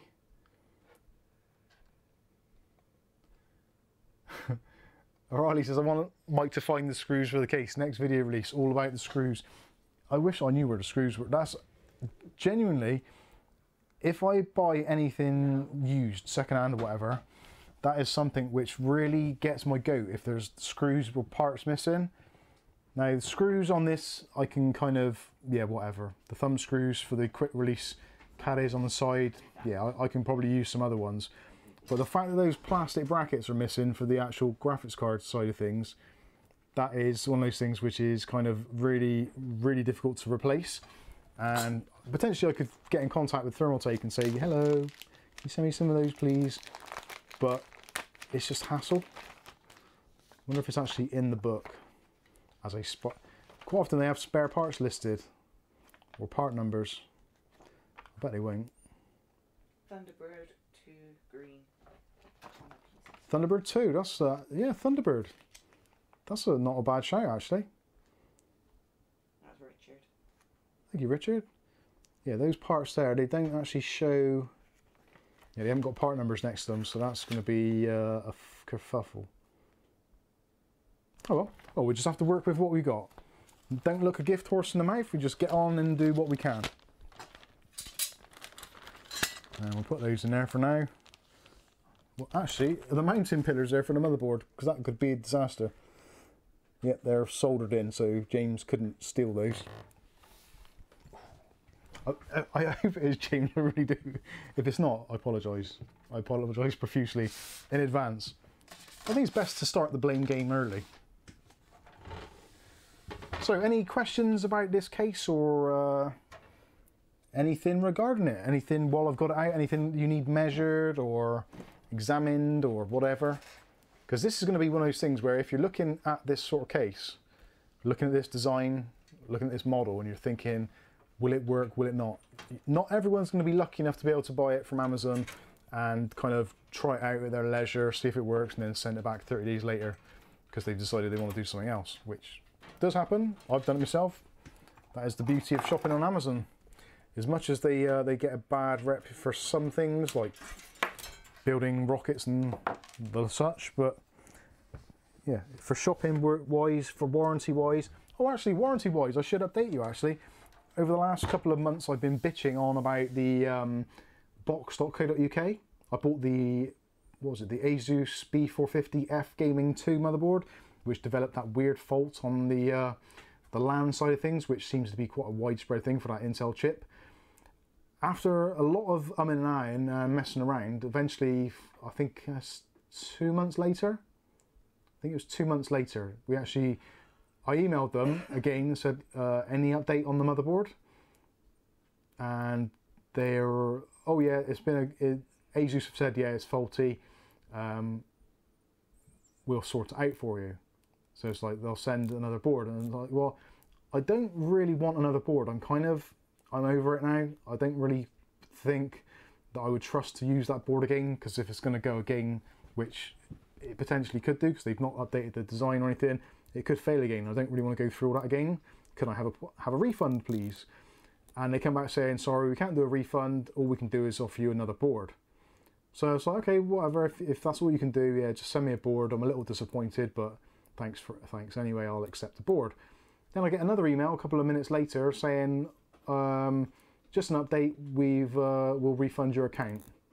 Sorry for any inconvenience. It's like, right, okay, that's kind of weird, but awesome at the same time. So my thoughts are that they can't actually replace those boards anymore. I have noticed actually, because that particular motherboard was at the top of the list for best sellers on Amazon for ages and ages, like literally ages, and it seems to be like right off the chart now. So whether or not they're not making them anymore or they can't get them anymore, no idea. But normally if they can't get them, or they've not even got refurbished ones to send back out, that's when they would resort to a refund, which they did, bizarrely, and I managed to get a full refund of the entire purchase amount, which is bloody brilliant, because I actually paid about 20 quid more than the going price for it, because I wanted it for the review. So I paid 120 for it, I think, and it went very shortly after to 100, and then has been like 80 to 90 pounds ever since. So they sent me in a refund for the entire amount.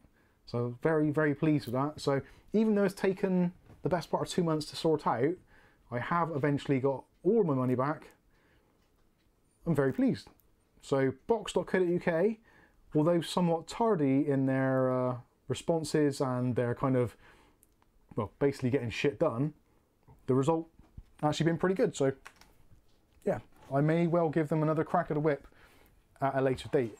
Ultimately, at the end of the day, it's not their fault that a motherboard failed, but it does come down to them at the end to obviously rectify that fault or replace or whatever they're going to do. And the fact that they've dealt with it in what I would consider to be a reasonable way. They've not really, they could have just turned around and said, well, no, we'll just send you another board. It'll be a refurbished one, but you're going to have to wait for it. But they didn't, so yeah, I'm pretty pleased with that.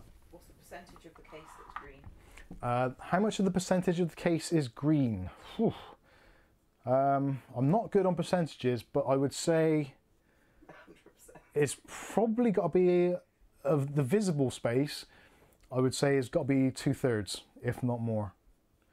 Because you've got the entire top section, you've got half of the side, half of this side, or just under half, the bottom section in its entirety. So it's the only thing which isn't, oh, and the back panel obviously, which I've taken off at the moment, so that is an entirely green. Although, yeah, again, that would technically be visible, I guess you'd call. So, yeah, it's 2/3, maybe 3/4. I did I am toying with the idea of spray painting it, just to make my life easier. Possibly after I've done the initial build, I am seriously considering painting it black again. Pink. Or pink. I don't know if I could do pink. I wouldn't, no, it wouldn't fit on your desk.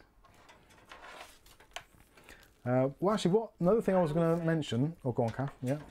So 66% Bob's worked it out for you. Bob, thanks for that. Yeah, somewhere around the 66 to 75% range, approximately. That is a very approximate approximation. Also, are the slots press out or replace? The slots for what? For the graphics card?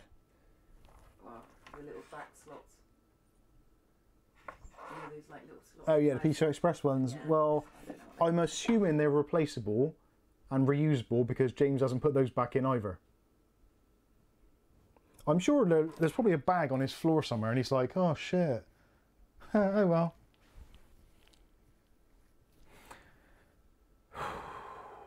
Right, this back section where you put the hard drives in, this is actually a really clever thing. Let me, actually I'll spin that around so you can see it a bit better. So this bit here is where your hard drives would be mounted. Not on the USB cables, because that's just plain silly. But this bit here. So there's actually what appears to be 2 screws, possibly 4. So that panel actually comes out, because a lot of sorry, I keep on saying that. A lot of ITX motherboards actually have one of their M.2 ports actually on the rear of the board. Which, if this is solid, obviously that is going to limit your ability to change the drive out should you need to, which you might need to. You might have one front mounted and one rear mounted. So is that, yep, that comes out. So that entire section comes out, so you can mount drives on it separately, or the fan like I said, and then you can gain access to the back of your motherboard. So for swapping out CPU coolers, if you've got one of those AMD stock back plates and you've accidentally unscrewed it and it's just fallen down the back, you can get nice and easy access to it, which is something which a lot of these sorts of cases, no, it doesn't actually. It's got rubber feet, but they don't seem to mark the desk, which is always something which I appreciate because I'm the one who has to clean it. And I just noticed that the paint it Katie Price pink and smash it into a tree.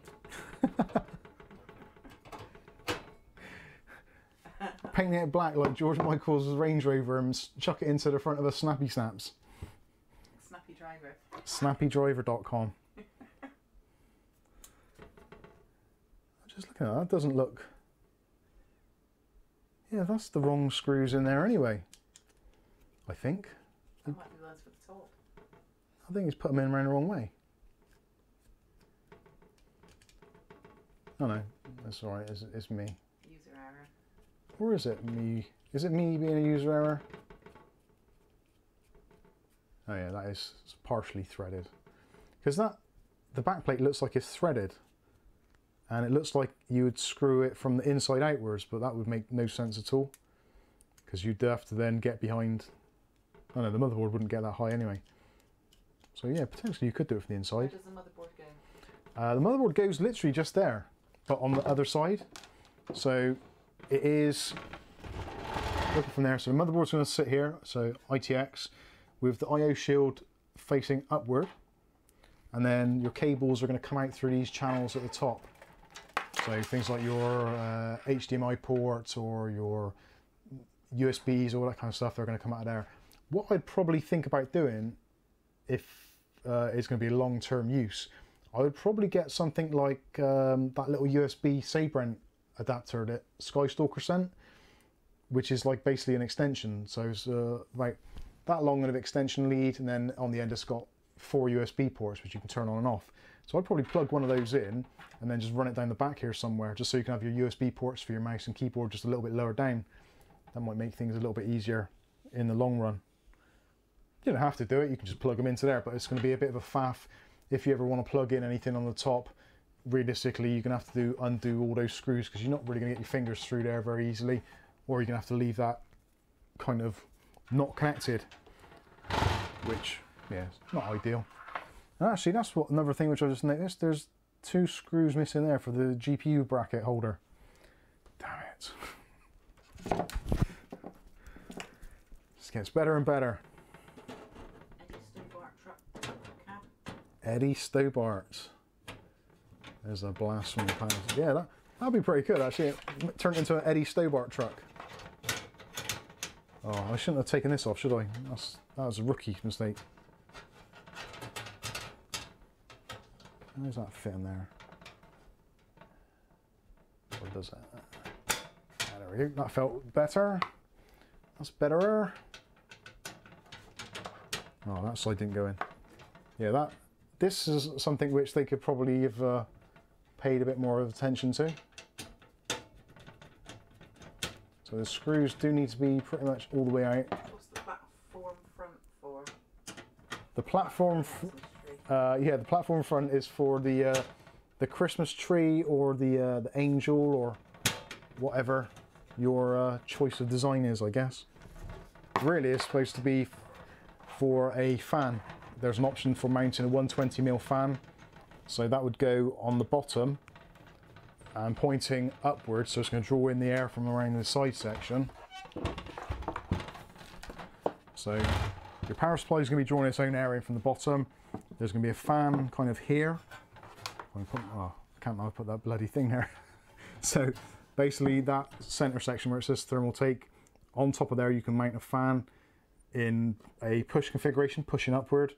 So in my mind it'll be 140mm fan on the bottom, pushing upwards into the CPU cooler, which will be mounted kind of horizontally across that way.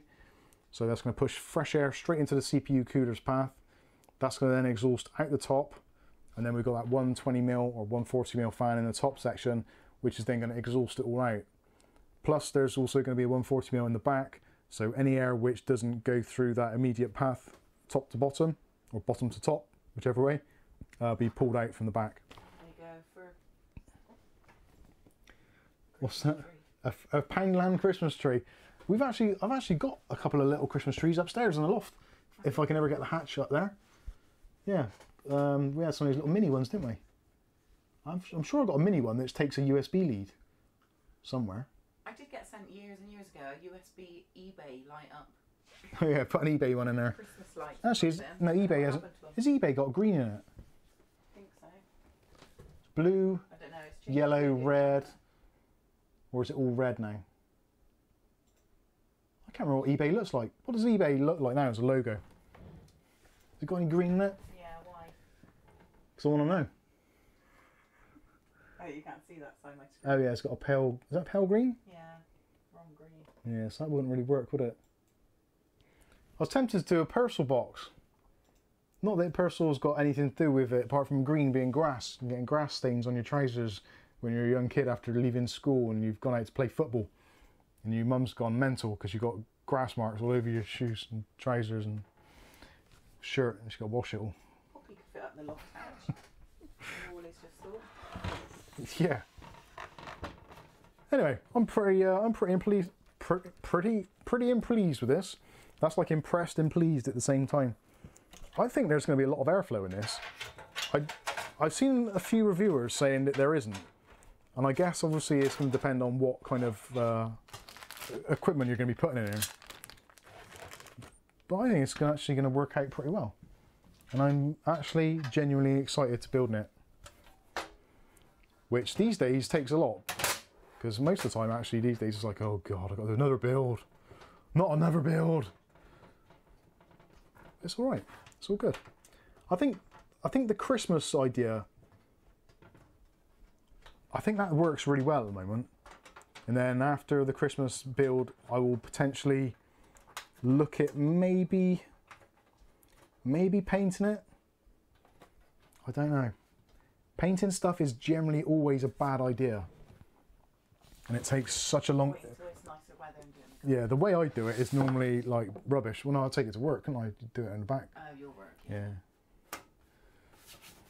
Spray all over Ian's car. Anyway, so that is the Thermaltake ToughAIR 100. Also available in other colours that are more suitable. And if you buy it new, you get all the bits. Unlike me. Sorry, can I have that bag back, Kath? I'm going to pack this away now. I think she's going to sleep. Who's that? She's going to sleep? little minky. So I'm going to pack this away and I'll have a quick look at some of your chat comments, and then we'll take a look at the wonderful mouse, and then I'm not too sure what we'll do. Which way does this even go? Oh, I hate boxes. So that's the top. I'm understanding that. Is that angled in any way specifically? Where's the legs? There's the legs. So, you'd think the fact that I do this probably a couple of times a day, I would actually be quite good at this by now. But you'd be wrong. Yep, that kind of works. That is a mad little case, it really is. And I was trying to think of his name now. What's the name, Kath, for the guy that we deal with? I can't think of his name now. Yeah. It's Adam. Adam, yes, that's it. Adam, well done. Adam, thank you very much for arranging this for us. Yeah. It's Thermaltake Adam. Now, why does that not go back in there? Because clearly that's wrong. See, like I said, I do this most days and get it wrong most days. Never hold on to the case by the bag, because that's how bad things happen. Right, so I go sideways. That works. See, that is how you pack away a case with all the bits inside it, James. The missing pieces. Yeah, minus the missing pieces that I still have not got. Quite impressive. We could have done it so badly with half of it missing. Yeah, I'm actually gonna have to watch his review of it now and see where my bits are. Oh, I left the cable ties and the twist sticks out. That's unfortunate. I'll put them in the post. That's to hold the side panels on. That's to hold on the side panels and the graphics card, because the bits weren't in the box. Take the cat out. Did I take the cat out? I'm pretty sure I did. I'm pretty sure I did. Righty. Right then, let's have a look at the comments and questions. Matthew Day says he's suffering in sympathy with you. Scratched my leg and caught a spot. Oh dear, yeah, it's my legs are not good. It's like walking around in razor wire. It is, yeah.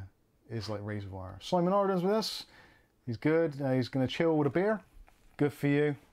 Hopefully things are a little bit better for you. I know it's probably not what you want to hear, but well, it's a genuine sentiment. Who else has got anywhere? Yes, Squibby S, the Eddie Stobart truck cab. That's pretty cool. Stuart Cleary says I missed a few videos. Which James threw it all back in the box? Well, I think it's James from Geekawatt. He also guest appears on ebuyer.com on their daily videos, and I'm pretty sure it's him because the address on the box from shipping, because normally what companies will do, especially Thermaltake, well, Zotac, all of the ones like that, generally what they'll do is, because most reviewers are pretty cool and they're like put stuff back in the way they got it almost, they'll make it so rather than coming from a reviewer then going back to HQ then being sent back out, trying to reduce the green footprint and all that kind of stuff, and obviously save money as well because they don't have to ship it twice. They'll get it picked up from one reviewer and get it sent straight out to another. So if there's any problems, then normally the other reviewer will be like, yeah, just had the case come through today and there's a few bits missing or it's damaged in transit, whatever. Then they can deal with it, but it saves money because they don't have to send it in and out, in and out, in and out all the time. Because despite what a lot of you might think, when we get sent stuff for review, very rarely do we get to keep it. Unless you're of a certain tier level of YouTuber, most of the time stuff has to go back. There's obviously going to be people in the kind of 100k plus who probably get to keep stuff, or sometimes after something's been around a few times, say for instance, well, that case in itself, from what I can tell, has been around a few times, and I did say originally, like, if there's one that comes up at the end, I'd be actually quite interested to do a themed build, which is why I've managed to get the green one. Actually, looking back, it would have been really good to get the turquoise one, because it would have kind of matched the blue on the Mike's unboxing stuff. But anyway, like I said, we don't look a gift horse in the mouth. We just get on with it. There's a super chat come in from Captain Robius. Thank you, Captain. It says, enjoy a beer, good sir, and send a reboxing video to Geekawatt. I'm not entirely sure. That it could be just that he was passing it on. From what I can tell, this case and the whole setup was in either Thermaltake's UK office, or it was something they took around to other distributors of Thermaltake products to show them this is like what you can do with a showcase PC. So they actually did a themed build with all the kind of the green stuff in there, which is why I think it's done the rounds and now it's back with us. So yeah, it's not the if I sound ungrateful, I don't mean to be. I'm like this with anything. If I don't get all the bits or there's stuff missing, it kind of it gets me a little bit. Like if you buy a motherboard and the IO shield is missing, oh god, how much of an OCD trip is that for most of you guys out there? I'm sure most of you have been there at some point or other where you've bought that motherboard, it's turned up, and there's no IO shield, or you've bought a PC secondhand and you've not overlooked it properly, and it's like, yeah, okay, it's fine. And you realise after, it's like, oh, there's no IO shield. How frustrating. Oh, absolutely horrendous. Anyway, thank you for that, Captain Robius, much appreciated. Where are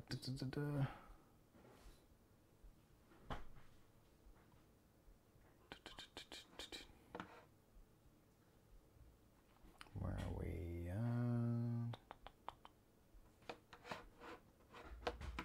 Oh, there's a conversation going there, so I'm not going to get into that. So yeah, I think that is it. Right, I'm going to... Oh, actually, what's that? Someone there? Markovsky, if you could get a suspended grabber arm hanging down there, it would be killer, Mike, and funny. Yeah, I'm trying to work out... That would be cool. I'm trying to think how I could actually make that work. There must be a way of doing it, and I'm sure those grabber arms... I've looked at some things that I've looked around that might actually do it. Now, when you're mending a puncher in a bike, you can get those tyre levers. Now, you can get metal ones of those, which are finished in that chrome finish. And they've almost got that kind of leg kind of thing going on. And they come in packs of 3s when you buy a puncher repair kit. So I'm always tempted to get those and then maybe spray paint the end bits black. So it looks like there's kind of rubber black grippers on the end of those things. And because they've got the kind of weird hook which goes into the spokes and stuff at the top, it'd be quite easy to kind of bunch together and then maybe put on, maybe stick them into a cork or something, and then spray paint the cork black so it looks like it's meant to be hanging out of them. I could use something like you know, stuff that you have on in your bathroom sink plugs. There's like the cord, what do they call that? What do you call that, Kath? The stuff that bath sinks are attached to the sink with. The kind of, the little balls with the metal. It's a sink plug, isn't it? But what's the bit of... Oh, chain? Chain. That's, yeah, it's a chain, I guess. Sink plug chain. It's not really chain though, is it? But yeah, I guess it is. So yeah, I could use sink plug chain. And potentially I could have some bizarre way of having a motor in there. A very small motor.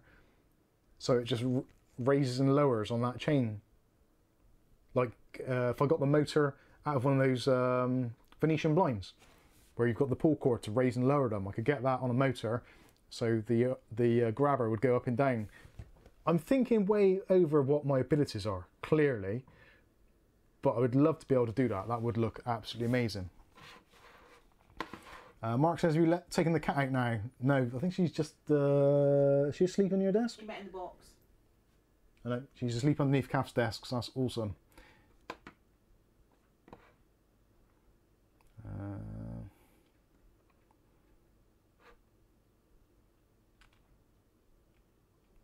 Meccano do motor, says Markovsky.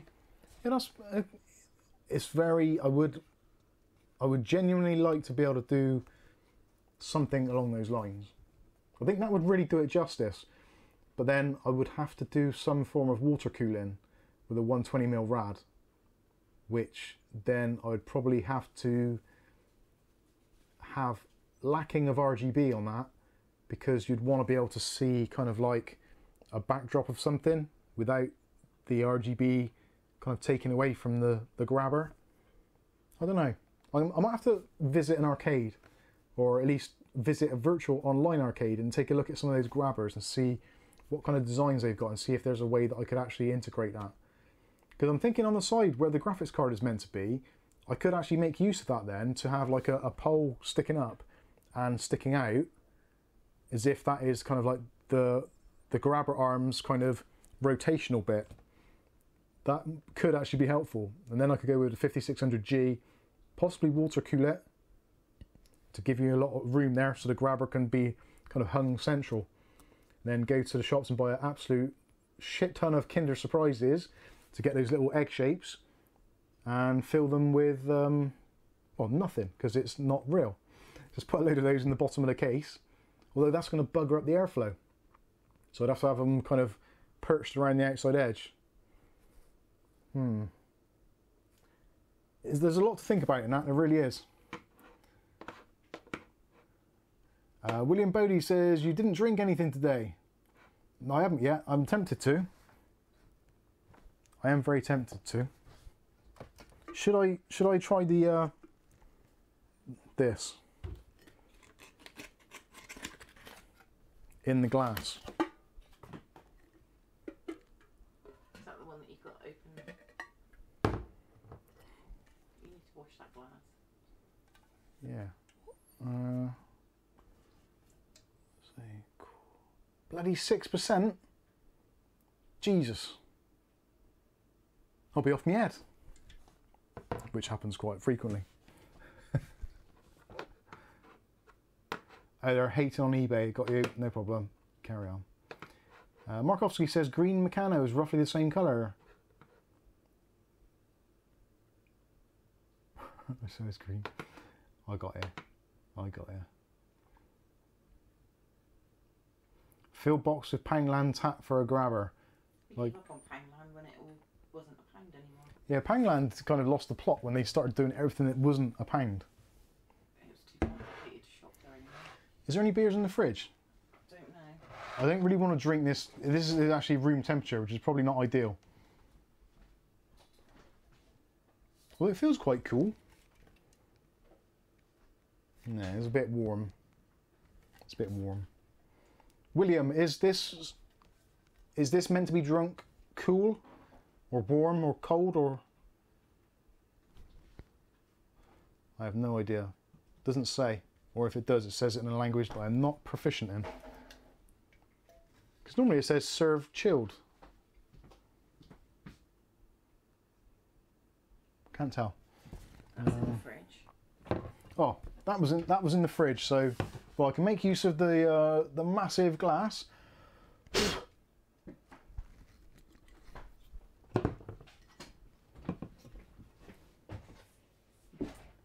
After 2, it says.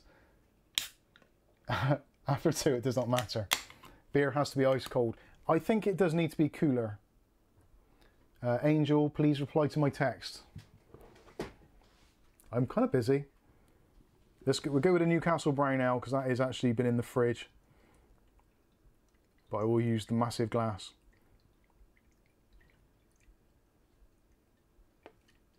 Where's Poppey? She's in the sleep-in. You reply to Angle? Or she text me? She texts me. Money. Nothing from me. Anyway. Look. That's a can.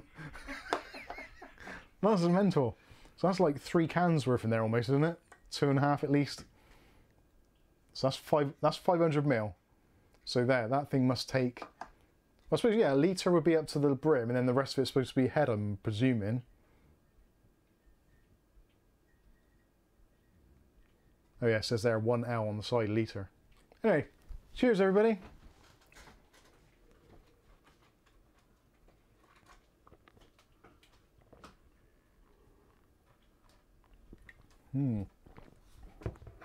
Oh, wasted a bit there. See what you've done. Woo!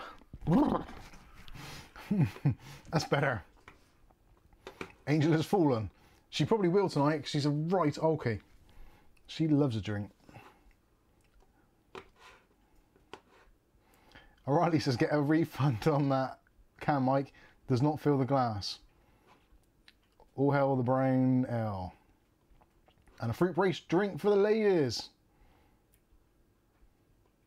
Cheers, everybody. I will get that actually in the fridge, and I will have that next week. Although maybe not that one. I might do the other one.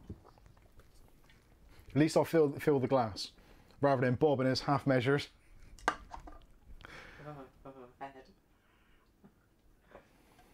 That looks interesting. Well, it is a collector's item, so I'm not too sure about that. Anyway, yeah, we'll definitely. I'll put them over that side so I don't bury them underneath all the stuff over here. So I'll do that next week. What's on, Kath?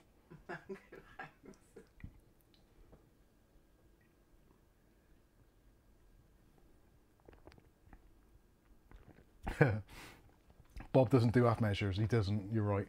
This thing is so heavy. It's ridiculous. Yeah, it's sewn up your bingo wings. It's my bingo wings will be gone. You can see them. You see what the straining on there? I need 2 of these so I can do exercises. Actually, I can do exercises because I've got the cans. Oh my god! There we go. This is how to keep fit in IT. Do 20 reps of this. There we go. I've got a show angel and easy. Meeps. Kieran Atkinson says you're going to take a look at the TD500 mic. I'm still, yeah, that is one of the cases. Although, I don't know, there's something about the front of that case, which, it reminds me a lot of the, it's one of the Sahara ones, the Kamikaze. There's just something about the front which, I don't know, it's slightly more angular than I'd like. But I do like the rest of the case. So possibly. Imagine the weight when it's full. Yeah. Earlier Kieran said that the Tinaco vacuum's brilliant. Oh, excellent. Yeah, this week, young Kieran bought one of the Tinaco vacuums, the Pure S11, I believe it is. Pure S111? Pure 1S11, anyway. And he was very impressed, so cheers to that.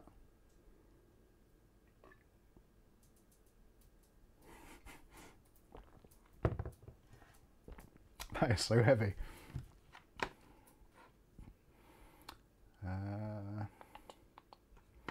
Blake's got a 3 PC case switch around coming up. Some of you may have noticed already, the PC behind me is not the same as it was last week, I think. Did I change it? I think it was Yeah. this week. Yeah. I did change it this week. So currently the PC behind is now, excuse me, is Arctic Freezer 360 as the AIO.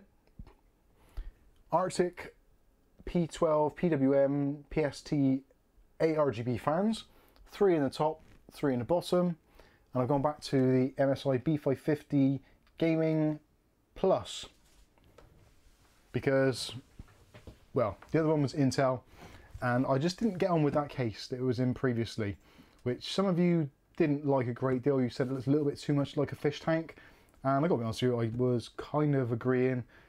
It was nice to build in, it had plenty of room in that, but I don't know, there's just something about the plasticky look and the angular shapes on the front which was just not really doing it for me. So yeah, I went back to the TechWare VXR for now.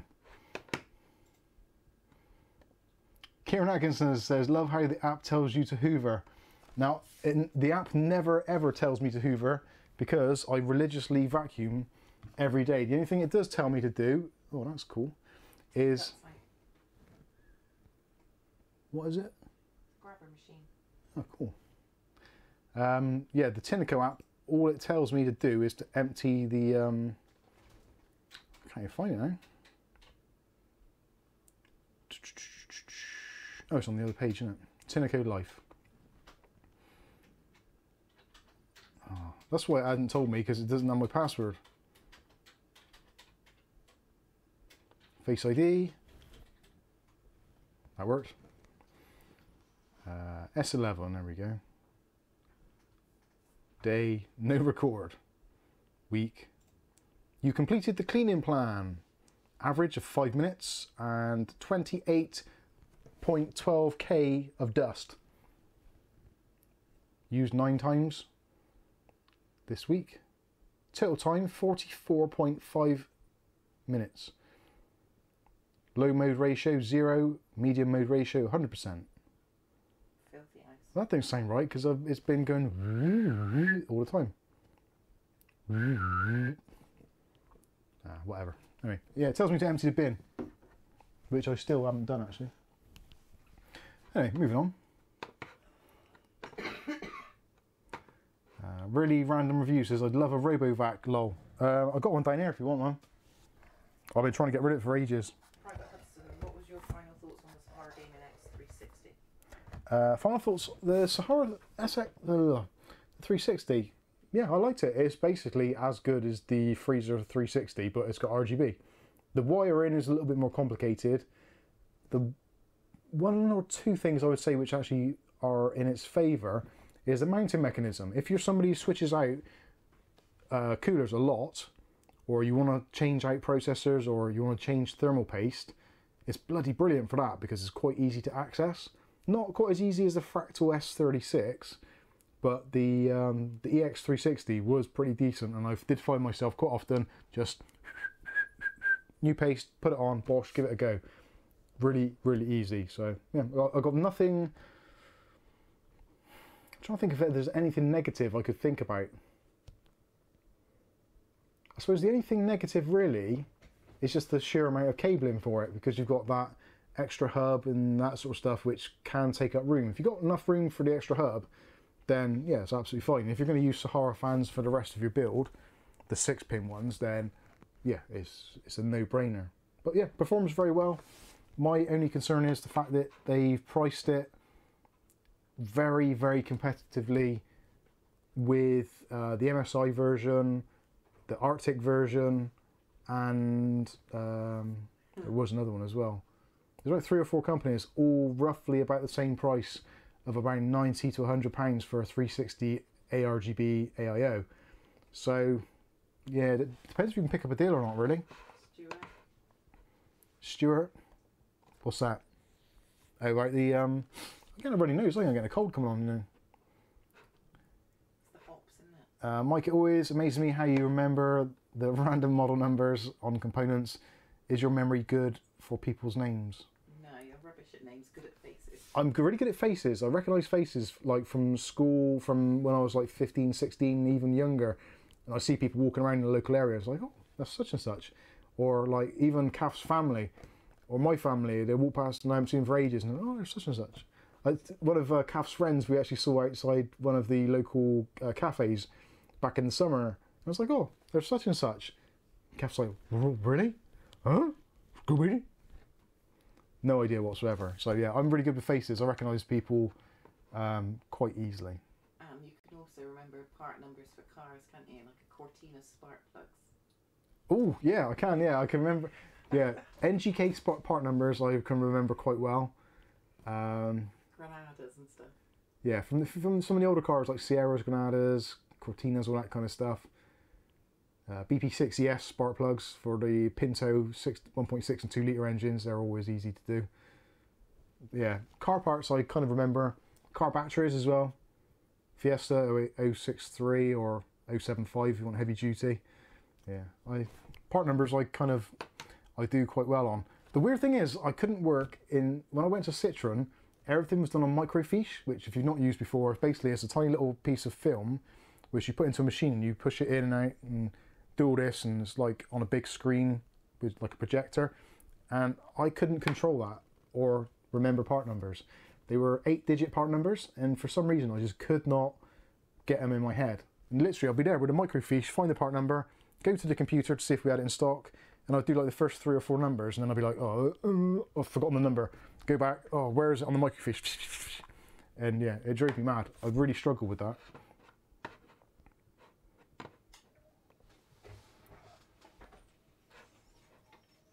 There's Trooper C, $8.99. Thank you, Trooper C. It says compensation for missing the stream. That's very decent of you, young man.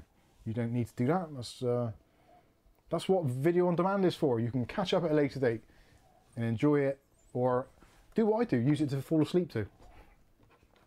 Actually works very well. I've done that a few times. It's worked on Poppey tonight. Gamers Nexus is brilliant. Monotone Steve is excellent for if you wake up early for some reason in the morning and you think, oh, I could do with a couple of hours extra sleep. Sleeping too long. Stick on Gamers Nexus onto one of his longer rants, and literally 5 minutes in, you're gone. He's got a really, really relaxing voice. I love it. It's great. Stuart says, I used to race Granadas in stock car racing. They were built like tanks. They certainly were. They certainly were. James Brock says, Ford, right? Yeah, that's right. Yeah, Ford Granada, which they were called something else in the US to begin with. I think they were called the Console, but the Console over here was something different altogether. There was a weird thing in the UK and the US because Ford wanted to call it the Granada, but there was a legal lawsuit with Granada Television, which was quite big here in the kind of 70s and 80s. So yeah, they couldn't do it. So they changed the name. Markovsky says, Nexus puts you clean out. It does. Sometimes it's like really interesting and I like it, but other times it's like there's just too much information and it kind of just starts washing over and you can just feel your eyelids going a little bit. So, oh, I'm going, I've seen too many graphs and it's all gone. Anyway, let's have a look at this this mouse from young Bobolopoulos. So this is the Razer. Could do with a Razer actually. I'm going to show you today.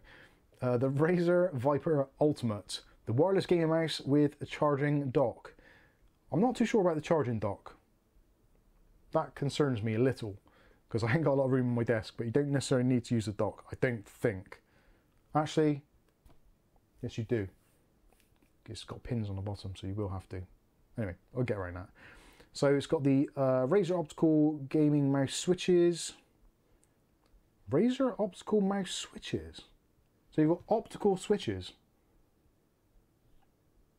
That's a new one on me. Optical switches. 5 onboard memory profiles. Well, one's fine. And it's 74 grams, lightweight, designed for esports. And those of us that are not very good at esports, including myself. So let's do the overhead. I might need to zoom in a little on that. There we go. So looking at the box, Razer Viper Ultimate. On the side, this is esports. What does it say there? Who is that dude anyway? His name is Taco. Apparently. The wireless speed on this mouse is really fast and it doesn't feel like I am playing on wireless. James Brock's off. Cheers, James. The sensor is very accurate too, which is important when you need to kill your opponent fast. Perfect for intense games like CSGO. Well, thank you, Taco. On the back there, so yeah, not all wireless mice are made equal. So we've got a Razer optical mouse switch. 5 onboard memory profiles, ultra-fast Razer hyperspeed wireless technology, Razer Focus Plus 20K optical sensor, up to 70 hours of battery life, incredible. And Razer mouse dock, 74 grams, lightweight, designed for esports. And it shows there it's got the USB dongle, which is Freemstros. Is the Freemstros? is the stream froze? Wow, hard words. Anyway, No, moving on. I don't think so. Right, let's have a look inside this bad boy. Let's go, okay. There we go. So on the right hand side we have the mouse itself, extremely lightweight, 70 grams. It looks, actually in design, it looks very similar to the MSI, the Clutch GM30. That kind of design, and it's fully ambidextrous. 2 buttons on that side, 2 buttons on that side. Textured grip on the sides. Nice shiny top surface, so there's not any of that rubber nonsense which peels or anything. Nice wheel mouse. Nice clicky indentations. And let's have a listen to those buttons.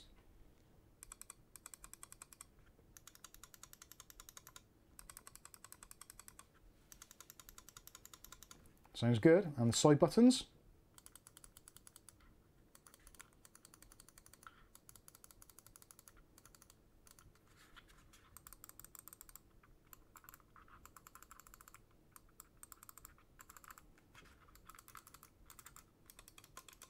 Nice. Clicky AF. On the bottom, as you can probably see, so 5 glide pads, 2 at front, 2 at the rear, 1 in the middle. I like this. We're seeing this more and more recently, actually, having the additional pad in the middle, which helps to kind of stabilise the mouse a little bit on some surfaces. Hello. On the bottom, you've got an on-off button, so you've got the power button, turn it on, and it tells you which mode you're in, so that's in blue. So that means it is in, I think it is 1600 DPI. So if you want to change the DPI on the fly, you can just press the button and it changes colour, turquoise, yellow, red, green, and back to blue again. And when you do that, actually, you don't get any, press and hold it, no, you don't get anything on there. So the only way you know which mode you're in is by pressing that bottom button. RGB backlight works with the Razer Chroma software, and like I said earlier in the video, for those of you that haven't noticed already or didn't hear earlier, I still can't believe how light this mouse is actually. It's bizarre. It feels like it's fake. It's that light. Anyway, yeah, RGB on the Razer logo on the back, which is controllable signal RGB, and also Razer's Chroma software, and doubtless others as well. So yeah, that is absolutely excellent. How does this bit come out? I haven't had to use the docking station yet. Oh, actually, before I do that, something I did have to use is the dongle. So inside there is a, actually let's turn the light, turn it off. Inside there is a little flap here, and to get the dongle out, this is genius, absolute genius. You press down and it's recessed, so it comes out easy. That I appreciate, because it's just so obvious. Press that down, lift it out, perfect, and it's a micro little thing, little diddy thing, which you can plug straight into your PC, or you can plug it into the charging dock. Let's take a little look at that. So the charging dock, it looks a little bit like a mouse bungee, and similar to that in the way that it has the rubber grip on the bottom, which is like that stuff which you put on car dashboards, which doesn't move around. So once it's there, it's literally like that ain't going nowhere. In fact, yeah, I can put a lot of force on that. I'm actually pushing myself backwards on my chair and it's not moving. So that ain't, oh yeah, that is sticky as hell. And if you get this wet, no, it doesn't work on my head. So you've got a micro USB connector inside there. There's a cable included in there as well. It's in the bottom, I think. So that plugs into the PC, and then you can probably just about make out there's like a little green port in there. So you can get your dongle and you can put that in there. And they've done it so it's recessed just enough so you can actually get your fingers in there to pull it out. It's little things like that, little touches like that, which actually you think, yeah, fair play, they've done a very good thing there. So for charging, you've got those 2 spring-loaded pins, and it matches up with the pins on the bottom. So when you want to charge it, just line it up on the dock, and it will charge up on your desk. When you want to use it, obviously take it off the dock, and you're ready to go. But 70 hours charging, so you don't necessarily have to keep it on your desk. In fact, it's actually not particularly big, is it? Not going to take up a lot of room, which is one thing I was actually slightly concerned about, that it was going to take up additional room on the desk. But I don't think it will, at least not enough to be concerned about. So very, very cool indeed. And I'm going to put that back in there because I will have to do a proper unboxing on it and a little reviewette. There's the cable, so that is a nicely braided cable. Got the micro USB one end, and on the other is just the USB Type A, color coded as always with Razer stuff, and you've got the kind of power cord. Very, very nice. One thing I don't like about it, if I'm brutally honest, is the fact that the software, whenever you plug any of this stuff in, the first thing it wants to do is to start installing the Razer Chroma software, which I think if you say no the first time, it won't ask again. But I do find out I've got the, what's the other one? I've got the Razer ToughAIR Essential, which every time I plug that into my PC, it tried to install the software, but then all of a sudden it stopped asking. And also I've got the Razer Ripsaw, which is their game capture device, basically like an HD60, and yeah, that does the same thing. Every time I plug it in, it wants to install software, which makes sense because it's yeah, it's basically that's what it's meant to do. So let's go back. What we do here is go. Wrong button. What a rookie, starting soon. Let's go back to some of your comments. Let's see what you guys think of it. What do you think of the Razer Viper Ultimate? I've got to be honest with you, having those optical switches, that is something very new on me. I don't think I've ever used a mouse with optical switches. And this is like, again, massive shout out to Bob for sending this.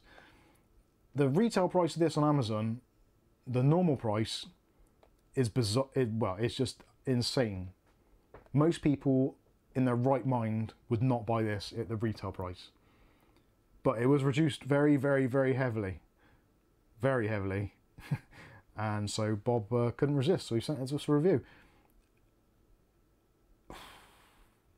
Yeah, what do you say? It's very, yeah, thank you obviously, but yeah, it's very humbling when there's good people out there which donate your super chats, donate your time to watch the videos and send us stuff and post stuff out, especially like William from sending this stuff over from Germany, which in itself must be a real palaver, filling out all the tax and VAT forms and all that kind of stuff.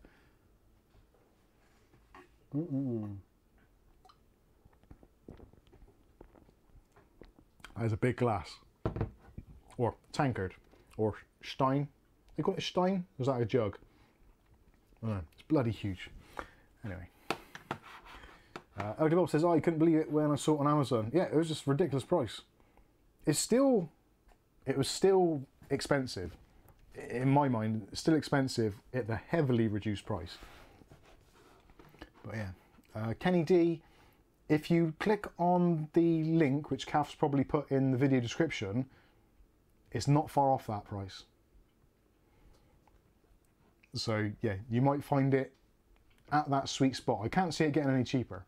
Even Black Friday, I doubt if it will. And if it does, you can always get in contact with Amazon and say, look, I bought this, it's now cheaper, sort me out with some gift vouchers or money back.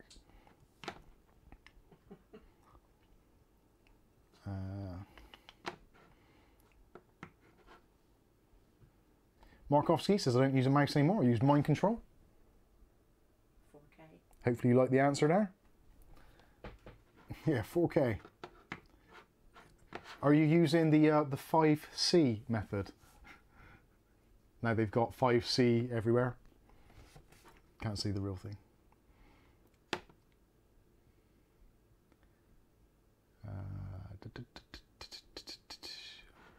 Stuart Cleary, what do you think of Guinness? I'll be honest with you, I have not drank Guinness in...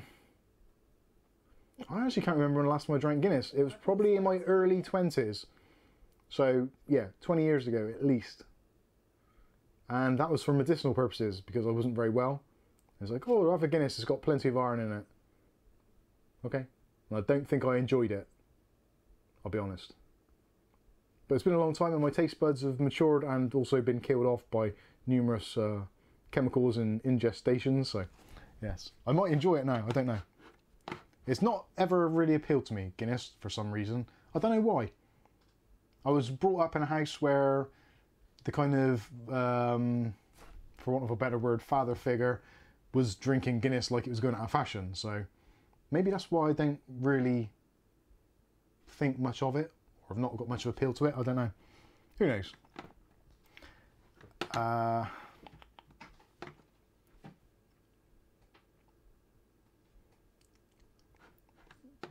Sullivan says love it. Yeah, a lot of people speak really highly of it, and it's, well, obviously Ireland has built up a huge tradition of it, so it must be, there must be something in it. But I guess it's like most things. If some people, like I'm with whiskies, I don't kind of understand. If you give me two whiskies, a single and a blend, I probably wouldn't tell the difference because I'm not used to it, so I couldn't tell either way. Swank Games, so which mouse is your favourite? Well, at the moment it's got to be this one. Realistically, if I had to pick, I've got 3/4 daily drivers which I use the most often. So I use the MSI GM11, which is on the PC behind me. That mostly because it's kind of small and I haven't got a lot of room back there. On my video editing desk, I use the Corsair M55 RGB, which I'm learning to live with because I've got a Corsair keyboard and it kind of matches. I'm one of those people that I kind of do the keyboard and mouse thing. I probably shouldn't, but I do. That mouse is horrendous and it's creaking like crazy and driving me mad, so it's actually quite good that this has come along so I can swap it out. Other than that, I use the MSI GM30, which is another favourite of mine. The Sharkoon, the Light 2S, that is nice. For a lightweight mouse, that one is really good. Actually, that was William Bodie who sent that one as well, so yeah, thank you for that one. I switched around a few. I think the ToughPower XO is one that I quite often have a go with, and the Endgame Gear XM1 RGB. The Marvo one we did this week, actually, that's quite comfortable. Despite the fact it's got those weird kind of mesh holes in it, it's actually quite comfortable. Very similar to the Light 2S in that respect. In fact, the design of the Light 2S is slightly nicer, where it's a little bit fatter or wider, which suits my hands, whereas the Marvo is a little bit narrower. But similar designs on those. The Asus Tough Gaming M3, I do like the shape of that one, but the software it installs, every time I plug it into a PC, it installs the Tough M3 software and it refuses to uninstall it. So every PC I install it on, it leaves that basically a viral load on it, and I don't like that at all. So as much as I like the Asus gaming mouse, I don't want to use it purely because it just puts crap on my PC that I cannot get rid of. I do change. I don't think I've got a favourite as such. I think with most people, probably Bob actually, you probably feel this as well, and anyone who uses a mouse pretty much all day long every day, quite often, even if you've got a favourite mouse, you like to swap out mice from time to time just to do something a little bit different or to feel a bit different, because you get kind of so used to it and it almost becomes uncomfortably comfortable, if that makes any sense. And I find with some mice, because of the position I'm on, my kind of palm section here tends to get a little bit aggravated because I've been in a confident position. So then I'll deliberately get another mouse with a deliberately different profile, just so my hand is in a different position to prevent getting things like carpal tunnel and stuff, or the kind of RSI type things that you get. So I think swapping a mouse over and over is probably a good thing to do, and it's worth having a couple in stock at your house or on the cupboard, on the shelf. I've got about 30, I think I counted the other day. There's about 30 mice I've got here to swap between, so I do have a regular rotation, but there are some favourites which always come to the front. Which one do you hate? Which one do I hate? Who's asked that, you? Or Gary. is it Gary, which one do I... Where is that?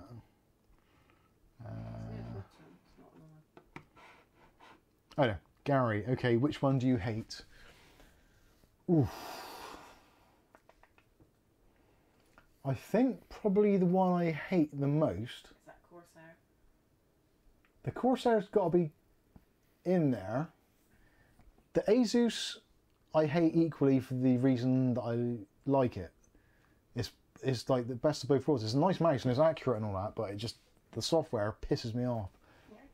I would say probably the GameMax Strike is probably one that annoys me the most, because that is a nice mouse and it's really comfortable, but the accuracy of the sensor is pathetic.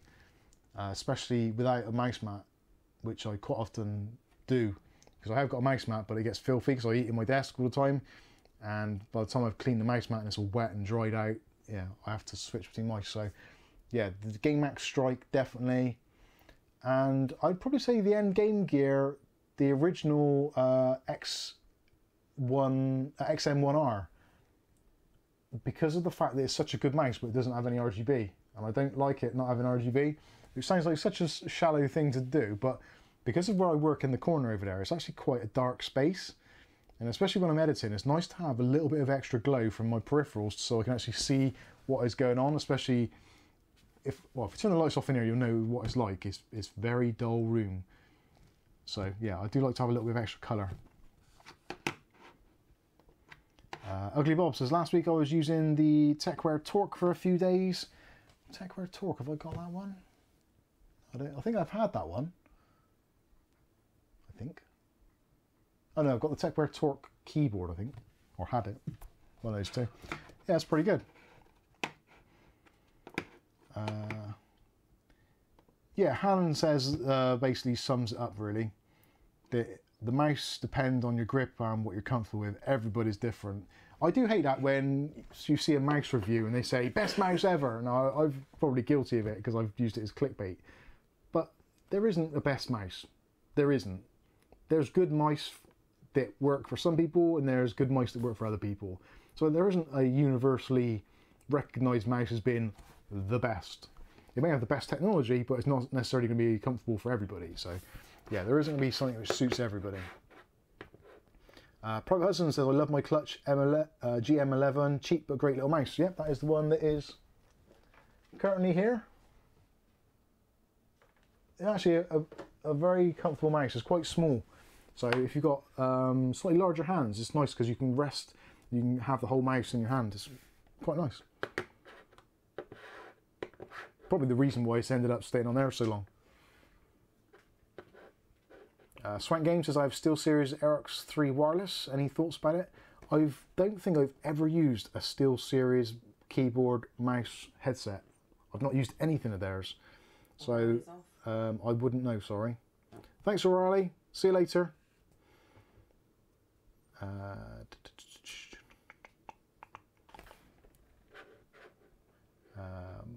Mock Goggles, or Mock Googles.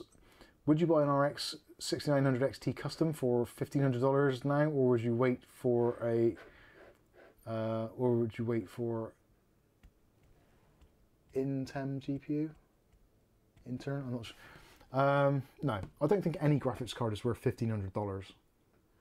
Even if it manages to make toast in the morning and brew coffee and pat you on the butt as you leave the house in the morning, and the graphics card isn't worth $1,500. If you've got that amount of money and you feel comfortable buying a graphics card like that, sure, go for it. $1,500, I guess, actually is probably about right. I think we've seen this week here in the UK, RX 6900s going for about, I think it's about $11.50, maybe $10.99 as a special deal. So $1,500, I guess the exchange rate, what are we looking? It's about 75 pence to a dollar roughly, give or take, 70p to a dollar, so a third extra. Yeah, I guess it's kind of in that ballpark. If there's tax on top of it as well, it's quite a lot. Yeah, if you need a 6900 XT or you're using it for work and you can claim it as tax or a tax deductible, then I would feel more comfortable advising you to potentially buy it. Realistically, no one knows what's going to happen. There's a new mining cowboy in town called Raptorium, which runs on processors like AMD CPUs, for example. So people, if that switch happens, people will be relying on graphics cards even less. Also, if the fork for Ethereum happens and it goes over to a different technology, I'm not too sure what it's going to be, but if that happens, then GPUs might be available again. So it's always a difficult one. People have been saying about Ethereum fork happening for such a long time, and so far It doesn't appear to have had any effect on graphics card market whatsoever. Is it going to happen?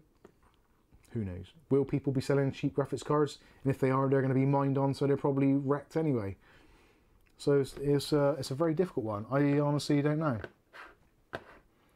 But yeah, if you can, yeah, Captain Obvious says if you can answer, if you've got the money, yeah, get what I fancy. If you're going to be using it for things like video editing, then I would probably go against it. I'd probably wait for a 3080 or a 3090, maybe even 3070, because the 1500 XT isn't particularly good with things like Adobe Premiere. It really does struggle with it for some bizarre reason. But yeah, see what you can get. Hopefully that answers your question slightly.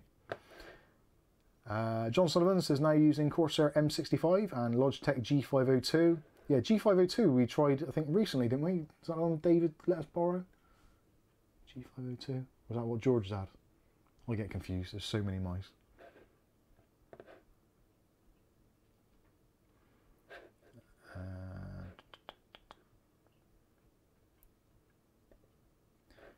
WTech says, my jaw dropped today when seeing a 3060 going for $900 to $1,000 now here across the pond. Yeah, that is mental.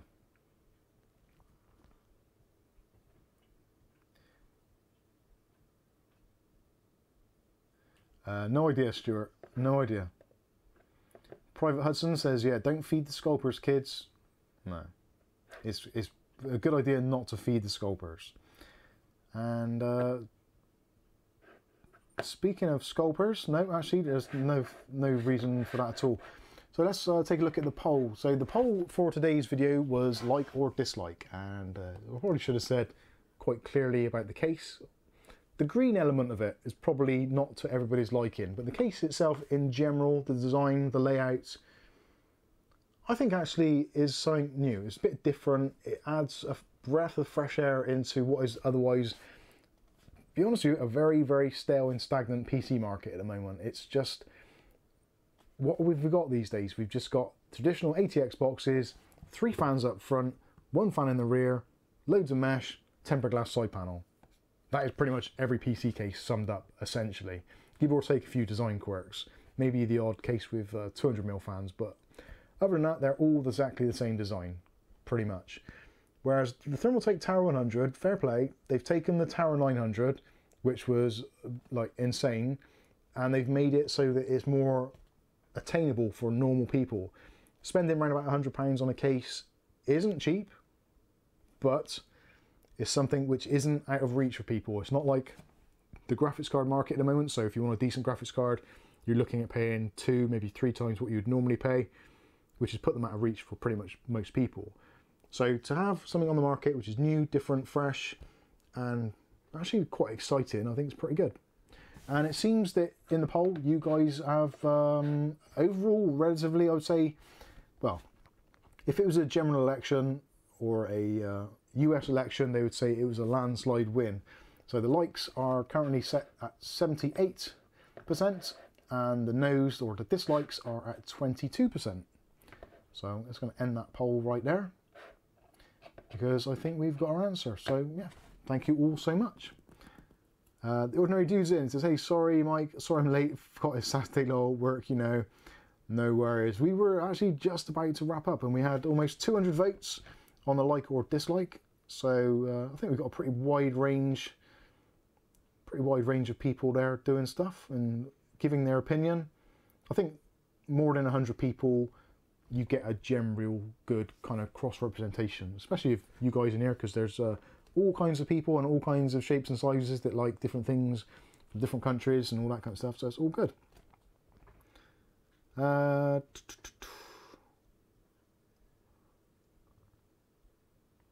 Markovsky says, if you have a PC on display in a living room, bling makes sense. If not, it's only you looking at it that don't see the point. Yeah, I think it's the whole kind of PC modding and RGB, case design, etc., etc. It's like painting. A painting. Now you can quite easily go to IKEA and pick up a print, which is next to nothing. And yeah, it's going to look fine. It's going to do what it's meant to do, is taking your attention onto a piece of wall. You could, if you wanted to, go out and buy a Picasso. You probably couldn't, but you know what I mean. You could buy something really expensive, which essentially is going to do the same thing.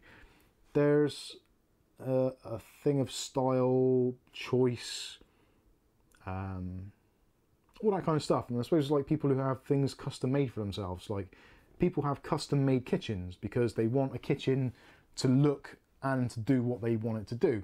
And I think the PC industry is very similar to that, whereas people, if you want to, you can just buy a functional kitchen, install it and be done with it, and then work with it.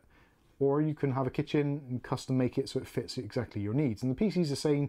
You can buy a generic PC off the shelf and just plug it in and use it. Or you can build your own because there's certain things that you want to do, or it's got to fit into a certain location. So for some people it's maybe in a media center underneath the TV, maybe it's in a rack if you're buying a rack mount, maybe you've got a specific size desk, you've only got a certain amount of room on the end of it, or maybe you just want to show off a little bit and be creative and do something a little bit different. And I think that's what it comes down to. There isn't, it's not right and it's not wrong. I would never suggest even thinking about looking at it that way, because it isn't right or wrong. It's just whatever floats your boat. And for some people, it's like, it's a hobby. So actually, for a lot of people, a PC is a functional tool. But then for a lot of people on top of that, it's also a canvas, a blank canvas. So they can put their own stamp, their own identity, their own uniqueness about it. And I think that is one of the, again, one of the beauties of the PC industry and the market in general. It's not like a console where you can buy a console, yeah, you can buy a D-brand skin, but that is essentially it. With the PC market, we can do pretty much whatever we want. We can go from something as small as the watch on your hand, to the phone in your hand, to the tiny little PC, the little TV box, or anything right up to a massive full tower like that Thermaltake P8. The choice is down to you, and you can make it exactly what you want it to be, which is why I think a lot of us, and probably most of you watching, that is the reason why you fell in love with PC and why you still continue to build them and use them and watch videos on them, and which I'm very thankful of. So I think that's pretty much going to wrap it up after my little monologue there. Private Hudson's off as well. Awesome, yeah, it's getting late. I've got work tomorrow, damn it. Urgh. Although I will be looking carefully at the paint section. Anyway, thank you all for taking part tonight. Thank you for taking time out of your Saturday evening to join us for a beer and a chill and to look at these Thermaltake products. And also Mouse from Bob and William Bodie's extremely generous gifts of the diabetic level chocolate. Actually, you'd probably be alright because it's dark chocolate, which is better for you. Healthy. Keto chocolate, yes. And also the beers, which we will be sampling hopefully next week. So yeah, that's going to wrap this one up. Thank you all for taking part and all your usual stuff, kindness, etc, etc. Don't forget, hit the like button. I could have gone on to a whole monologue about the like and dislike button, but I think realistically we all know it's not the reason they want it to be. It's purely to pacify, well, let's say people higher up the chain, shall we, who don't like having dislikes on their video. Anyway, that's it for now. I've been Mike, this is Mike's Unboxing Reviews in 02, and hopefully we'll catch you, yes, you, in the very next video. I hit that then. Thanks for watching.